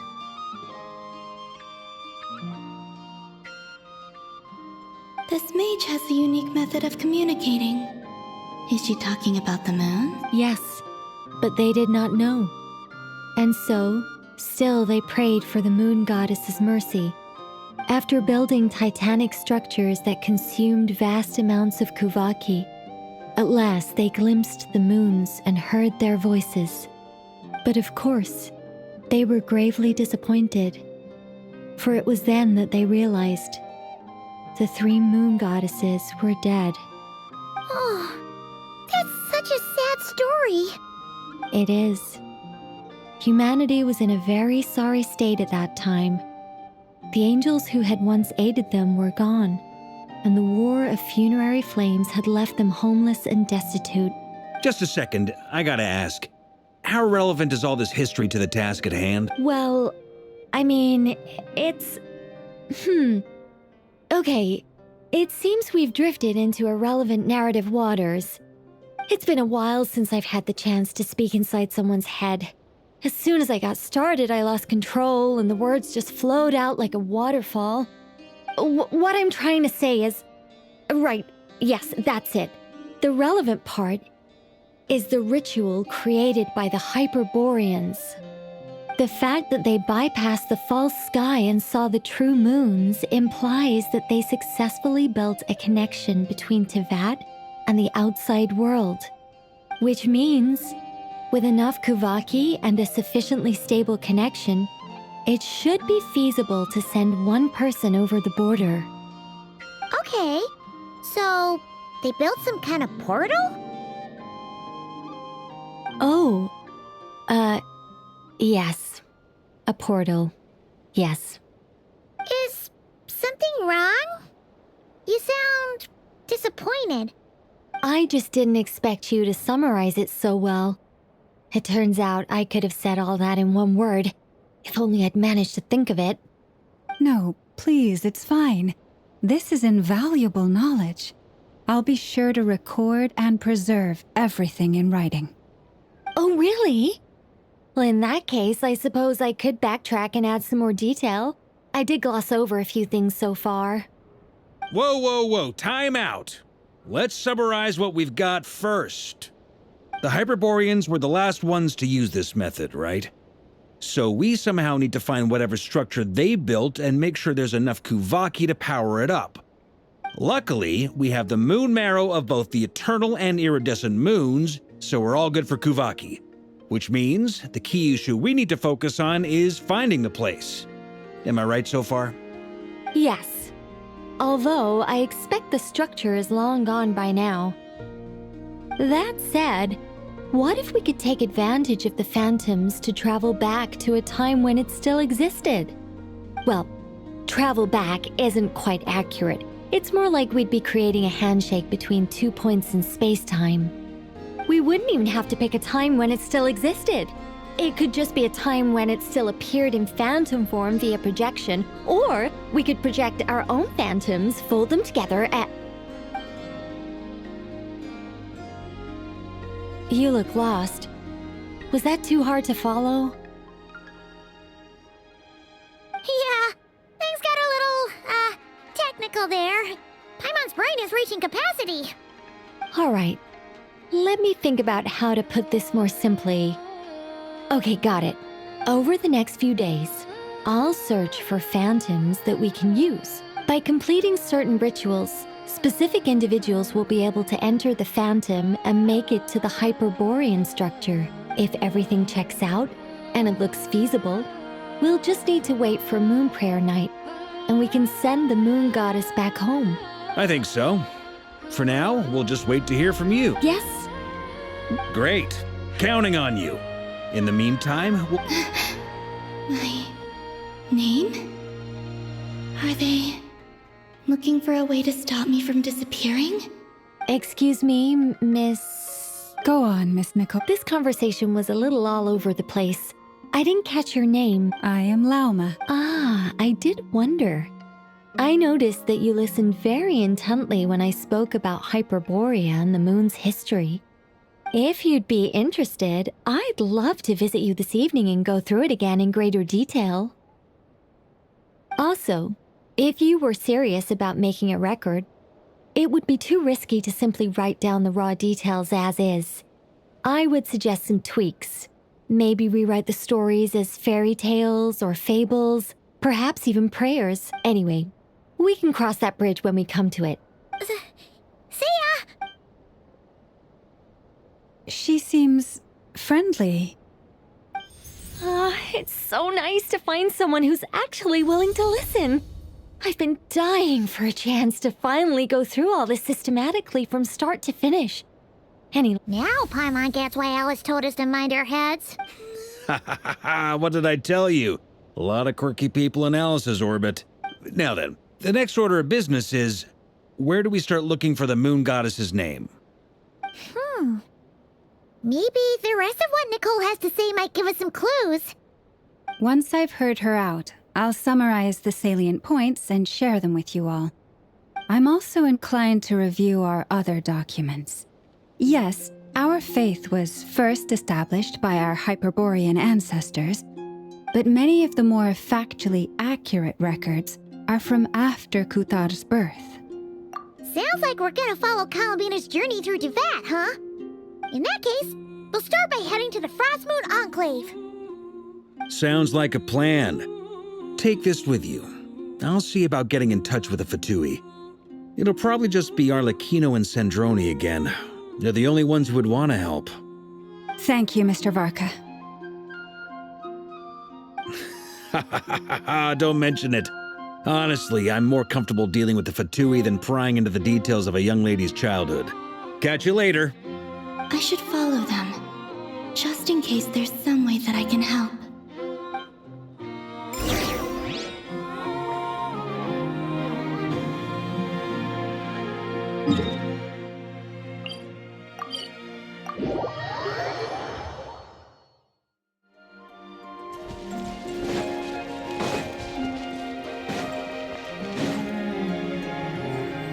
A while ago, I took the time to organize all documents in our possession that pertain to Kuthar.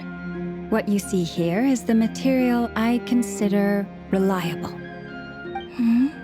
You're saying there's unreliable material too? Yes. Most of the information we have was transmitted through an oral tradition. Inevitably, some of her stories were mythologized and deified over the years through countless retellings. That's why I organized them into reliable and unreliable.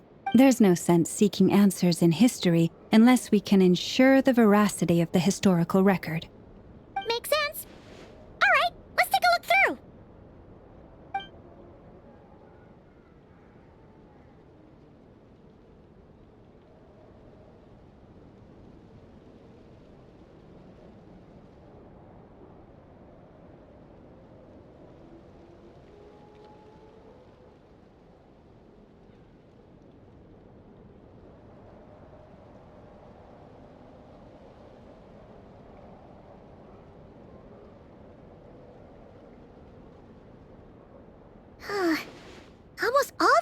others refer to Kutar instead of Columbina.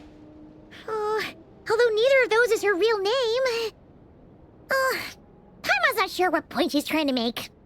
What we can gather from these records is that the Frost Moon Scions worshipped her as a god, placing impossible expectations upon her.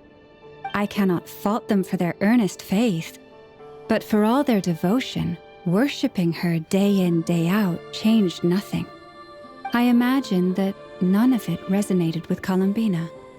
It wouldn't surprise me if, even back then, she had already begun to reject the name Kutar and everything it represented. Lama speaks the truth. When I heard them call upon Kutar with hope and expectation in their voices, they may as well have been calling upon somebody else.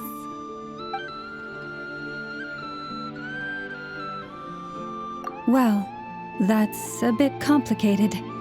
I looked at the level of detail, perceived authenticity, prose style, and how realistic their portrayal of Kutar seemed to be. Amongst the Frost Moon Scions of today, only I know of her existence, and I alone have spoken to her face to face. As such, I know that there are certain things she simply would never do. That being said, I have sensed some changes in her lately. Changes? Seems like this is getting us nowhere. For what it's worth, why don't we check the unreliable sources too? Sure.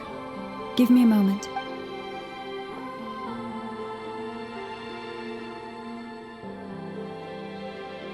Exerting but a fraction of her divine might, Kutar sheared a great mass from the snow-capped mountain and cast it into the sea, upon whose surface shone the mirror image of the moon. Thus was formed the island of Hisi. Yeah, right. That doesn't even begin to pass the sniff test. The 3 moons are naught but lies through and through. Only one moon has ever shone for us, and Kutar is her name. The vast majority of ancient texts are filled with fanciful tales like these. I trust you understand my criteria a little better now. Kutar did not speak, merely gazing into the distance in silence. And where her gaze landed, this was her prophecy. Clearly, whoever wrote this text never even met Kutar. Otherwise, they'd know that her eyes are always closed. What about you, Traveler? What are you reading? Come on, let Paimon see. The child wished to build a wooden nest with which to shield a fledgling bird from the cold. But being so young and lacking in strength, the child could not snap the branches from the trees Kutar was passing by. Upon seeing the child, she summoned forth the Kuhenki, who built a beautiful nest for the child. I remember that. Not knowing the meaning of Kutar's divine intervention, the child dared not to respond, and thus ran home to call their parents. But Kutar was gone. The moon chanter declared the event a miracle and took the nest as a relic, placing it on high for all to see. The child was named as one favored by the goddess and was greatly respected amongst the people. Yet, no further miracles were bestowed, and this matter was forgotten in but a few years. Any thoughts after reading that? Yeah, Columbina probably just wanted to join the kid in making nests. I'd originally considered this a fabrication, because Kutar did not perform any similar actions in subsequent records. But now that I think about it, it does seem like something Columbina would do. It's just that...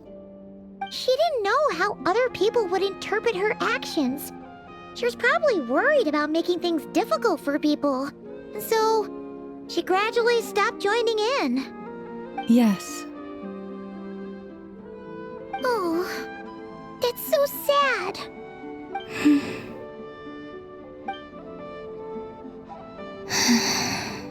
And now, I can make no such gestures of warmth, even if...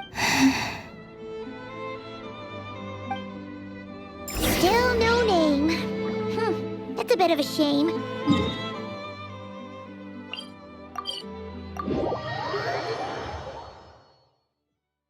But we did learn some interesting stories. That's gotta count for something. Barca said he was gonna set up a meeting with Arlecchino and Sandrone, right? Let's go back to Nasha Town and see how he's doing.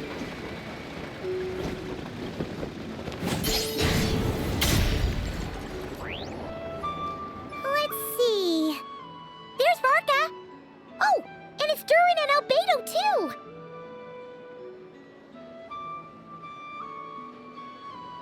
Yeah, this is pretty much the same place we bumped into each other last time. I convinced them to stick around a little longer. We were all waiting on people, so I figured having a little company would help pass the time. Ah, so you've been waiting for us? Does this mean that you've already arranged things with the Fatui? Sure does. Now you're back, we can go meet up with them together. How'd your investigation at the Frost Moon Enclave go? Well, we didn't find out Columbina's true name. But apart from that, it went pretty well. Aha, just as well that I didn't tag along then. I'm sure our moon goddess wouldn't want every man and his dog knowing all about her private life. Still, desperate times, desperate measures, I guess. Someone had to do it. So, Varka was waiting on us, but what about you two? Are you waiting for Alice? Oh, no. We already met with her. We discussed that experiment I mentioned to you last time. Oh, and she also handed me this communication device. That's right. I understand she informed you about the relationship between the phantom phenomena and Tevat's borders, yes? She wants me to help her with some more experiments on that front. She said that she'll contact me through this device with more information. Ah, I see. Following instructions and making observations. Pretty common research method. Takes me right back to Albedo's lab. Wait, then who exactly are you meeting? Someone you know. Albedo's met him too. But I don't think Miss Lauma or the Grand Master have been introduced. Introductions are overrated, especially in cases like this. It's you! So? It's not like the Academia has prohibitions against going abroad. I've been writing to Hat Guy since obtaining a human form. I've already brought him up to speed on everything that's been going on in Nodcry. Hat Guy? Turns out, I actually have heard that name before. Oh? Then why did you react the same way I did? I only knew the name, not the fella. But since we're all here, let's do some introductions for what it's worth. I'm Varka, Grand Master of the Knights of Favonius. Lauma, Moon Chanter of the Frost Moon Scions. And I'm a Driosh from the Vahumana Darshan of the Sumero Academia. Hat Guy. Good to see you again, Mr. Guy. I believe we last saw each other on the boat ride here.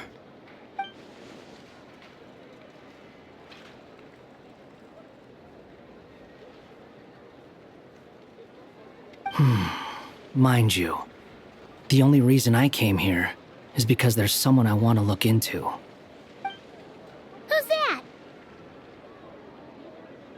The Doctor, also known as Dottore, second of the Fatui Harbingers.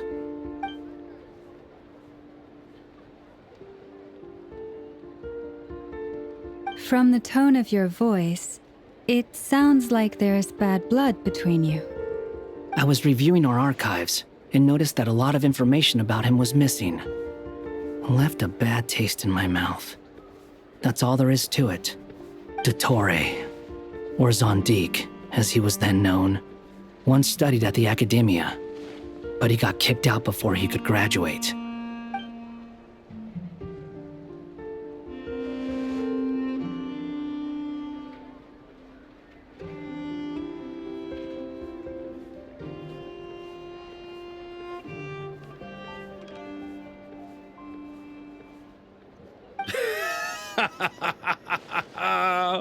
So the Harbinger's #2 man is a college dropout?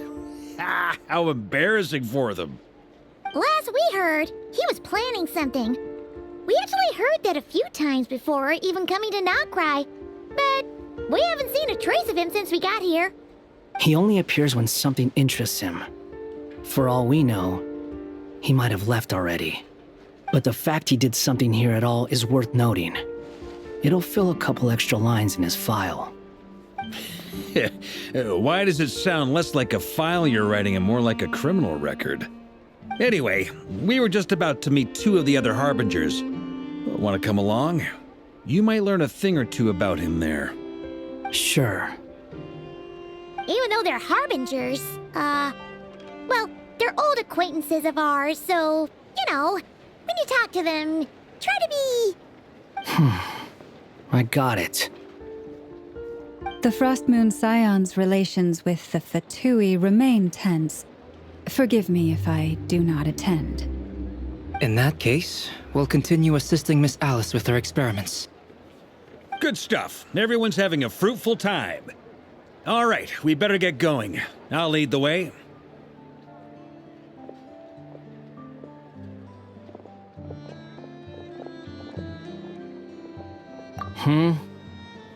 Well, yeah.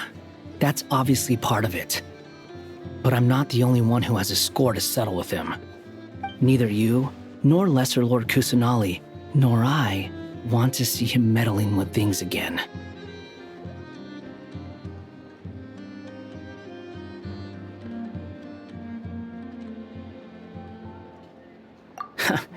What's the hurry? Don't worry. Pigeons always know which way home is.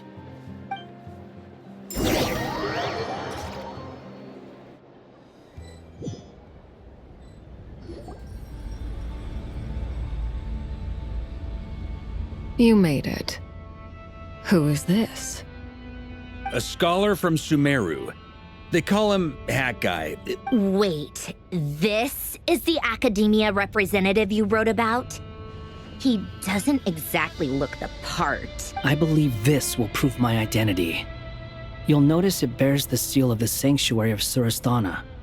Well, what do you know? So it does. All right then. My mistake. It's fine. I expected as much. What? So as I mentioned in my letter, the Academia's got its eyes on Dottore. But this matter remains top secret. Apart from those assisting in the investigation, the fewer people who know, the better. If anyone asks, I'm here in Nodcry to pursue my personal academic interests. Gotta say, Varka, you did pretty well to keep all this under wraps for so long. Sounds like you got in touch with the Academia about this way back. you flatter me.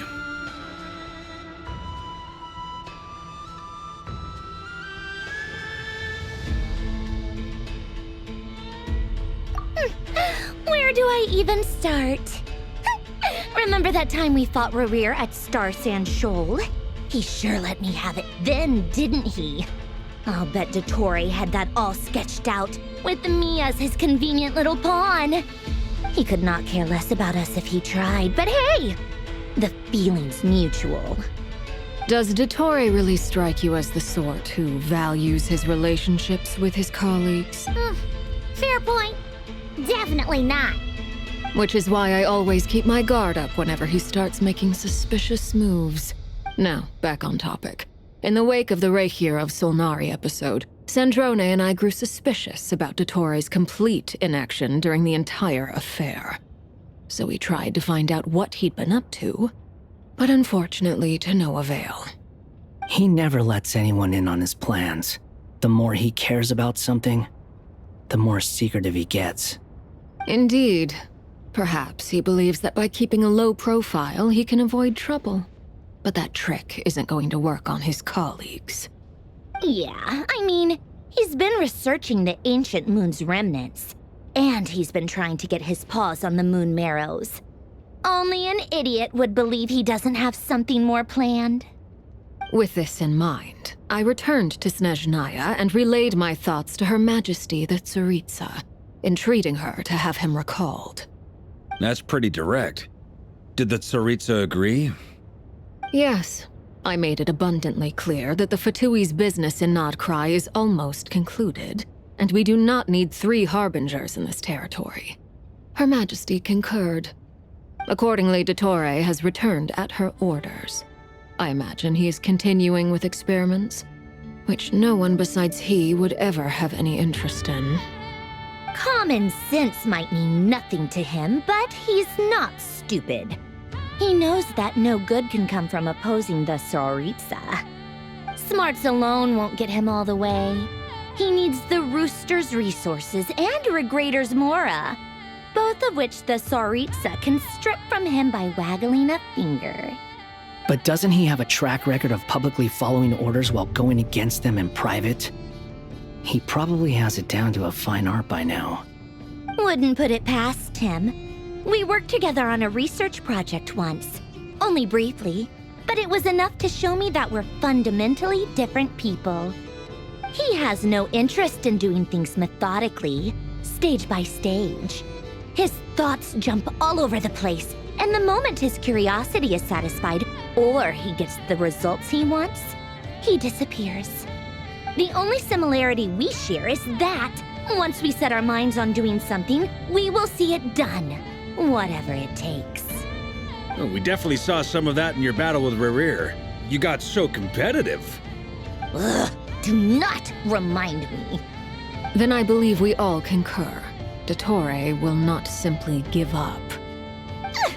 Fantastic. Now this is turning into a whole day of unpleasant memories. Ugh. Are you talking about the moon marrow stuff? He also strikes me as the kind of person to disregard experimental regulations, ruin all the equipment, and go way over budget. Then leave the first person he can find to deal with the fallout. Exactly. This one time, he was running some high-temperature experiment and the substance exploded. But does he care? No. He orders his subordinates to open the device so he can observe the results, which causes the gas inside to leak out. That gas was poisonous! If I hadn't been there, who knows how many people might have died. And after all that, he left while I was still cleaning up after his mess. What a waste of time, he said. Waste of time? The nerve! He wasted my time! You've been bottling that up for a while, huh? Hat guy, I must say, you seem awfully familiar with internal Fatui affairs, especially when it comes to Dottore. Thank you, Lady Harbingers, for providing such valuable information. I have no other questions for now, so I'll be on my way. Wait, what? You're just gonna leave? You're welcome to join if you want. Ugh. Just when Paimon thought he'd finally mellowed out. He makes quite the impression. I'll say. I've met tons of headstrong people, but not many of them would join me in bad-mouthing Dottore. Anyway, back to the main agenda. Barca, you said that Columbina has gone missing? Or rather, disappeared. Yeah. We're working on building a connection between her and this world. The simplest method is to find out her real name. I've actually asked her that question before, but she said she didn't know. Considering our relationship, I doubt she was lying to me.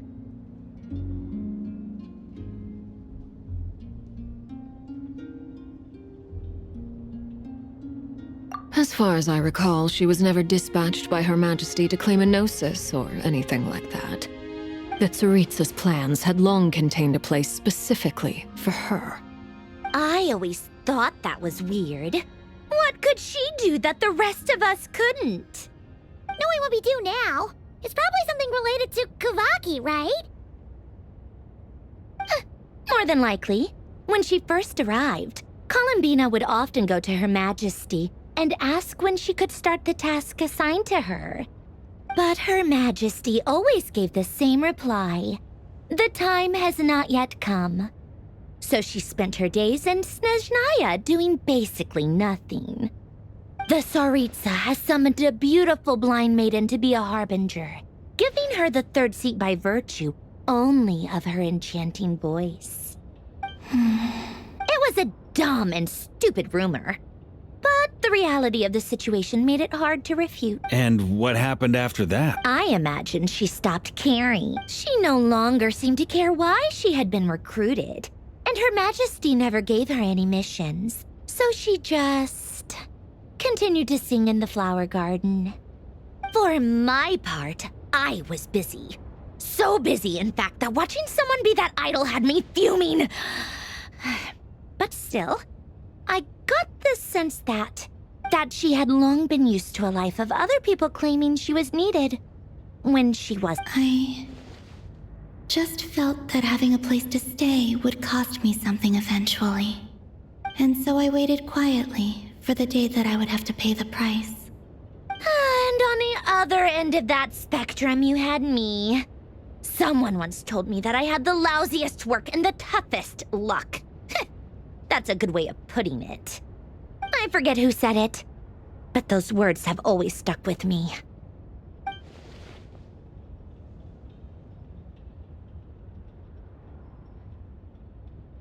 But you've done your job exceptionally well all this time. Because at heart, you are a conscientious person.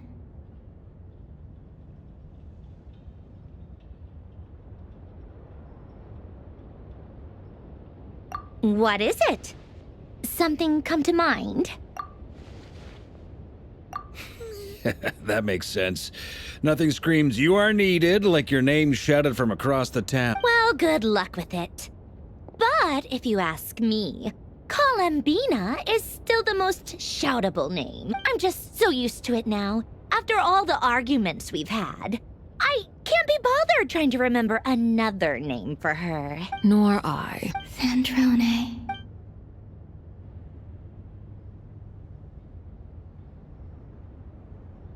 Huh! It's a Sealy! Does that... Ladies, I thank you for your hospitality. If the chance ever comes up, I definitely owe you both a drink sometime. I'm sure it will. You can make your own way out. Heck, you've been here enough times, you probably know your way around. Okay!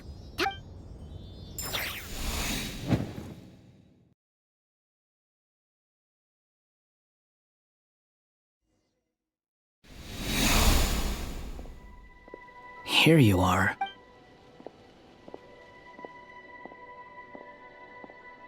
Oh, hat guy.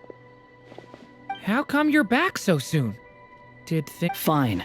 Dotori's been summoned home by the Tsaritsa. Couldn't get much more than that. How about you? Any Unfortunately not. We've tried everything.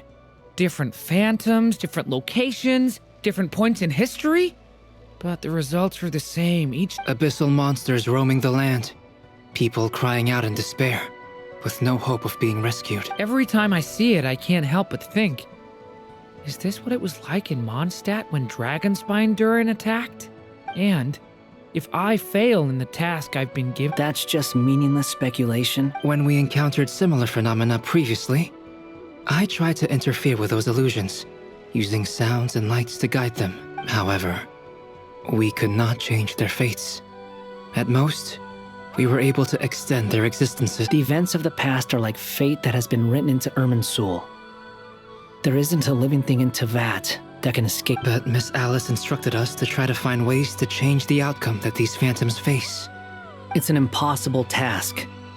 Can't you just refuse? Since she asked us to do this, I feel like it can't truly be impossible. Or if it is, well, mages can make the impossible possible. I could not have been born as Durin otherwise. But you also said that your past 39 attempts were fruitless. That's true. But you are still going. Yes. After this many futile attempts, surely you realize that you're not doing this because you still believe what some mage told you. It's because you want her hypothesis to come true. It's something you wish for deep inside. So, think for yourself about what you want to do. As long as you don't believe it's futile, it isn't. Yeah. Previous experience indicates that we cannot touch the phantoms, which limits the effectiveness of our interventions. If we want to clear this hurdle, we need to break this rule somehow. Same thought here. Following the same rules means repeating the same failures, reducing ourselves to mere playthings of fate. So you mean we need to figure out a way to make contact with them? Yes, and I suspect that's something only you are capable of. Everything in Tevat is logged in Irminsul, but the withering that once occurred in Sumeru was a sign that the Great World Tree was being corrupted. This corruption allowed things that should not have existed in Tevat to appear. This is tantamount to rewriting reality to an extent. You're saying abyssal power might be able to affect those phantoms? No one's ever tried it before. If you're gonna try it, it'll take courage. And you have to be confident that you— Is anyone there? She's missing. I have to find her. I hear someone inside. Spargana? Are you in there? Ah! If I can use my abyssal powers to warn him that there is danger here, maybe it'll change his decision. Maybe he'll stay away. Yes. The important thing is not the nature of the power, but rather how you use it. To intimidate and obstruct. Sounds about right for the Abyss. Let me try. I should be able to influence that thing. Have you seen a little girl? What? This isn't the time for that! Just run!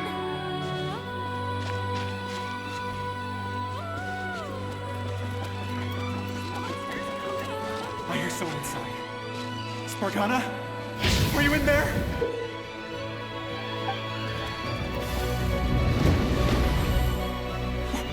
What is this? Looks dangerous. I should get out of here.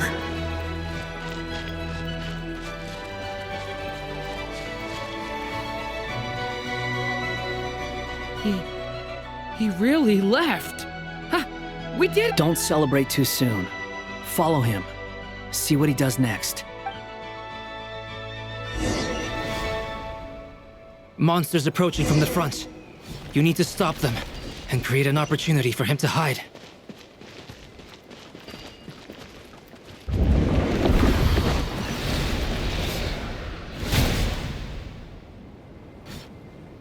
Help me!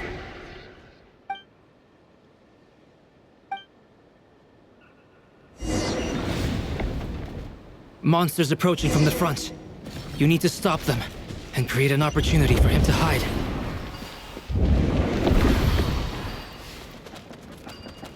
No! There's monsters ahead!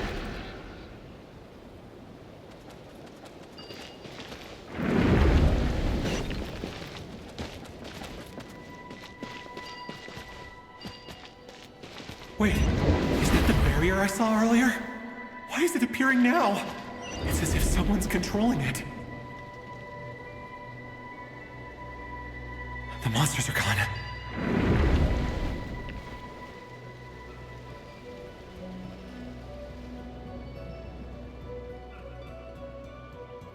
The barrier's gone too. How odd. Anyway, I guess I'll keep going. Quickly, let's keep up.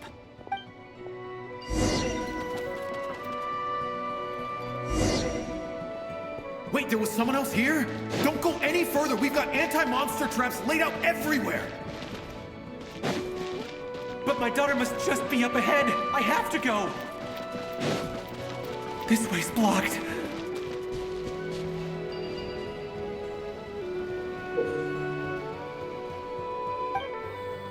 We might be able to use the—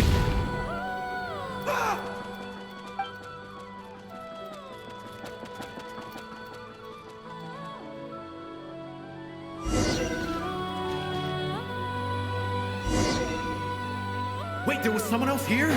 Don't go any further. We've got anti-monster traps laid out everywhere. But my daughter must just be up ahead. I have to go. This way's blocked.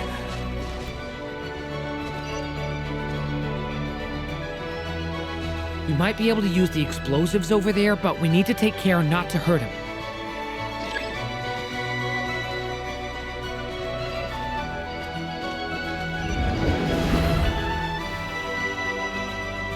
I'll use the barrier to keep him at a safe distance.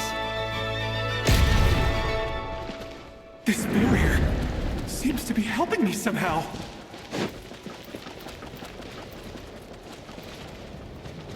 Hey! Hey! Wake up! Oh, no good. Gotta keep moving ahead.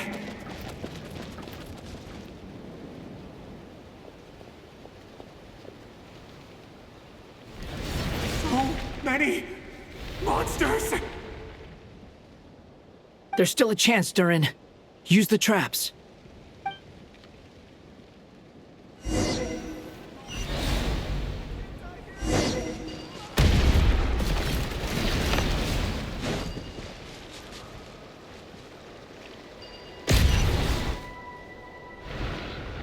Help me!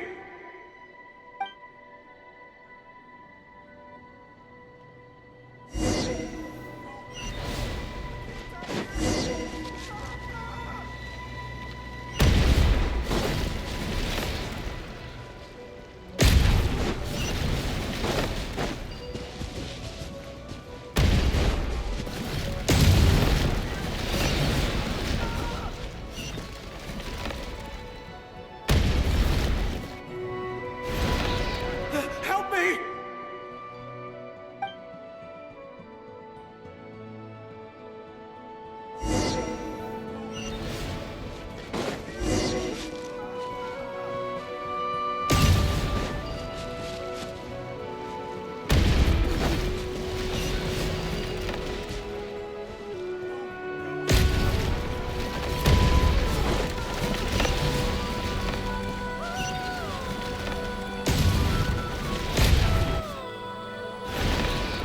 Help me!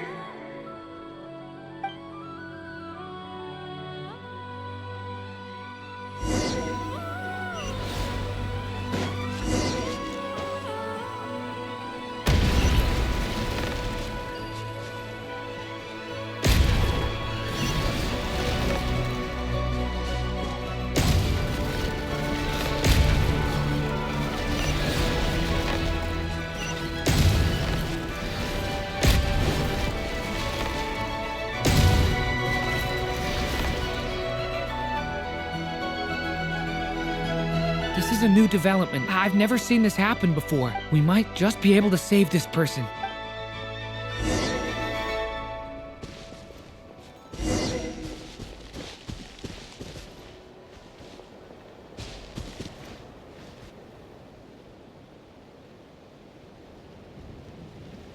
Hello there. Have you seen my daughter? Spargana's her name. She's carrying a large backpack. Get out while you still can, you fool. You won't find any survivors here. But I can't just leave her here. Sorry. Wish I could help, but I haven't seen her.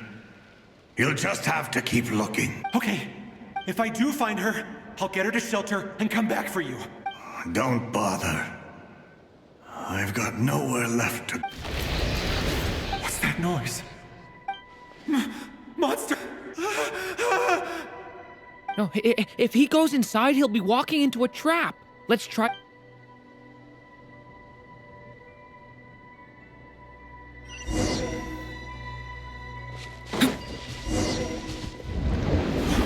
Why?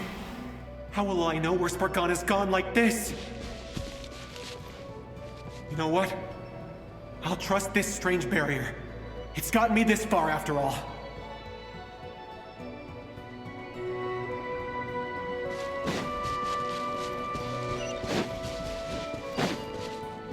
What? What's this? Hey! Spargana, are you there?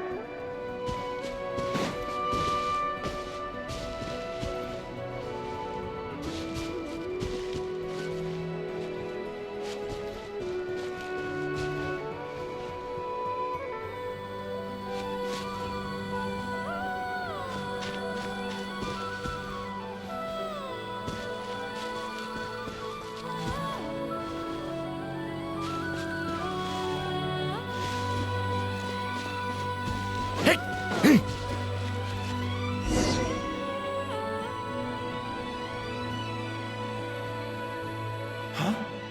That looks like one of my daughter's books. Thank you.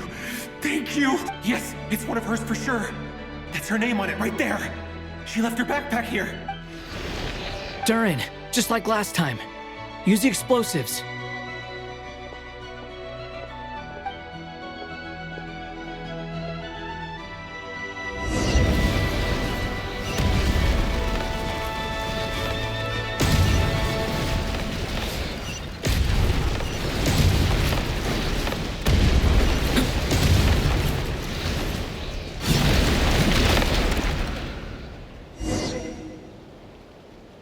It won't work. There's not enough left. But then, this clue could be the key to him finding his daughter. It might not be the only one. Better he misses that clue than loses his life. I guess so.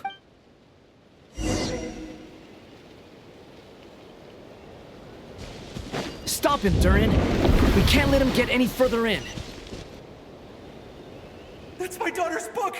She's passed this way! Why? Why won't you let me go in? I've searched and searched and... I no longer have anywhere else to go.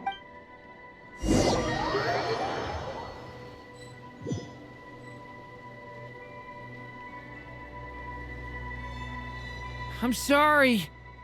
He refuses to go anywhere else. Whether he opens this door or not, all that awaits him now is death. We couldn't change his fate. Albedo? Hat Guy? Let's try one more time. I don't know how we're gonna do this, but I don't want to give up either.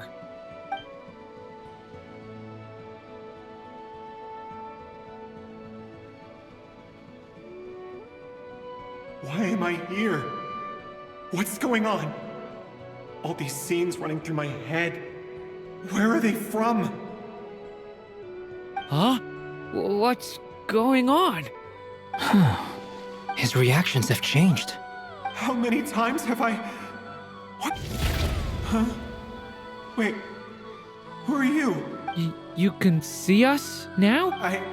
I feel like I always could, but that I only just realized you were there. I'm sorry, I don't know how to describe what I'm feeling. But you were the ones guiding me using that marked barrier, right? I haven't done anything yet, but those monsters, those deaths, they feel like memories. Like things I really did experience. I won't find my daughter. In fact, I'll ultimately die trying to find her. No, it isn't. Yes, even so, we're trying to find a way out of this. You've not seen my daughter either, have you?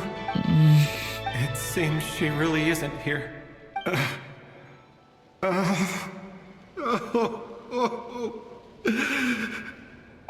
I'm sorry we couldn't help you. I'm just tired. Maybe this is destiny. Maybe it doesn't matter how hard I search. How long do I have left? Experience says 15 to 20 minutes. 15 to 20. Thank you for all your help. Let's rest a while. You look exhausted too. Now's not the time for you to start pitying us. It's not pity. I'm just realizing that I've only got 10 or so minutes left. You know?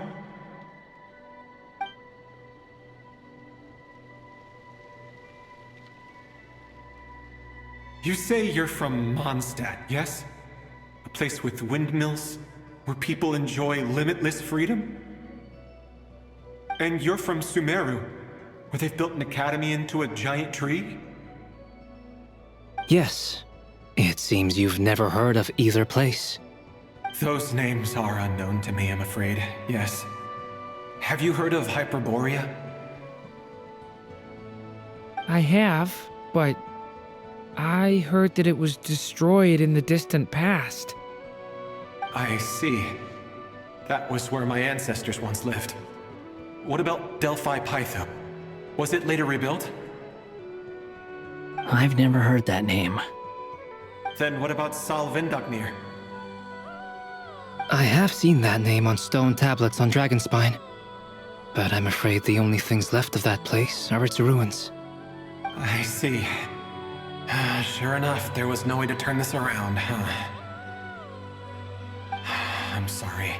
I was the one who asked to chat, but it seems like we're too many ages apart. There's barely any common ground to start from. It's all right. We did hear something new, at least. From how you speak of your lives, things must be going all right for you, I guess. They are. Mondstadt is a place of freedom and happiness. There's a lot of good people in the church and the Knights of Favonius, and even outsiders find that it's an easy place to feel at home. We have festivals a few times a year. Everyone gets together to drink, sing, and be merry. Sumeru is a lot more uptight. Not really the kind of place where you can relax. It's a nation fraught with problems wherever you look. But if all you want in life is to seek knowledge, I guess it's pretty much paradise. That's wonderful. In other words, after this all-devouring black tide passed, humanity did not merely avoid extinction, but rose to build prosperous civilizations anew. I mean, I can see you all right now. That must mean the future isn't a total mess, right? That's true. Well, time's almost up. Let's part ways, I think. Might be best if you don't waste too much time on me. The chances are slim, I know, but I'd like to spend these last few minutes looking for Spargana. If things work out, I'd love to tell her about what I've heard. May we meet again. Well, or not, most probably. In that case, may your wishes come true.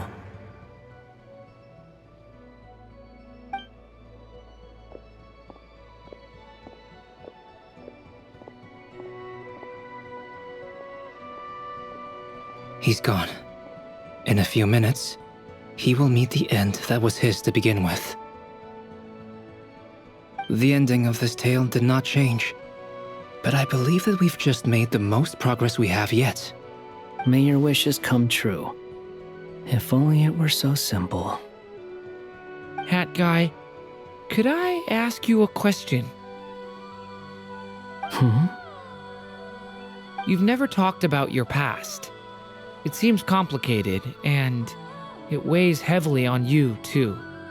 Would you be willing to tell me about it? I mean, sometimes it's better to get things out in the open. Take that guy we try to help, for instance. At least he said goodbye with a smile, right? I know about Albedo's past. Our experiences are very similar, and he created me. As for you, you're my first friend, and you've witnessed every step I've taken. But by comparison, I know nothing about you. Either way, I mean, we're still best friends. But if I knew more about you, I might understand your thoughts a bit better. I've told you about myself. I'm a student at the academia.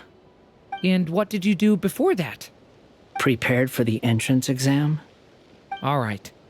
If you really don't want to talk about it, I won't press you any further. I was a puppet built from the branches of a white tree, using technology left behind by the Conrian schools of mechanical engineering. A white tree? You mean an Irminsul tree? Yes. A branch of Irminsul that was once connected to the main tree. So you had a human creator too? Yeah. But my creator abandoned me after deciding that I was a failure. After that,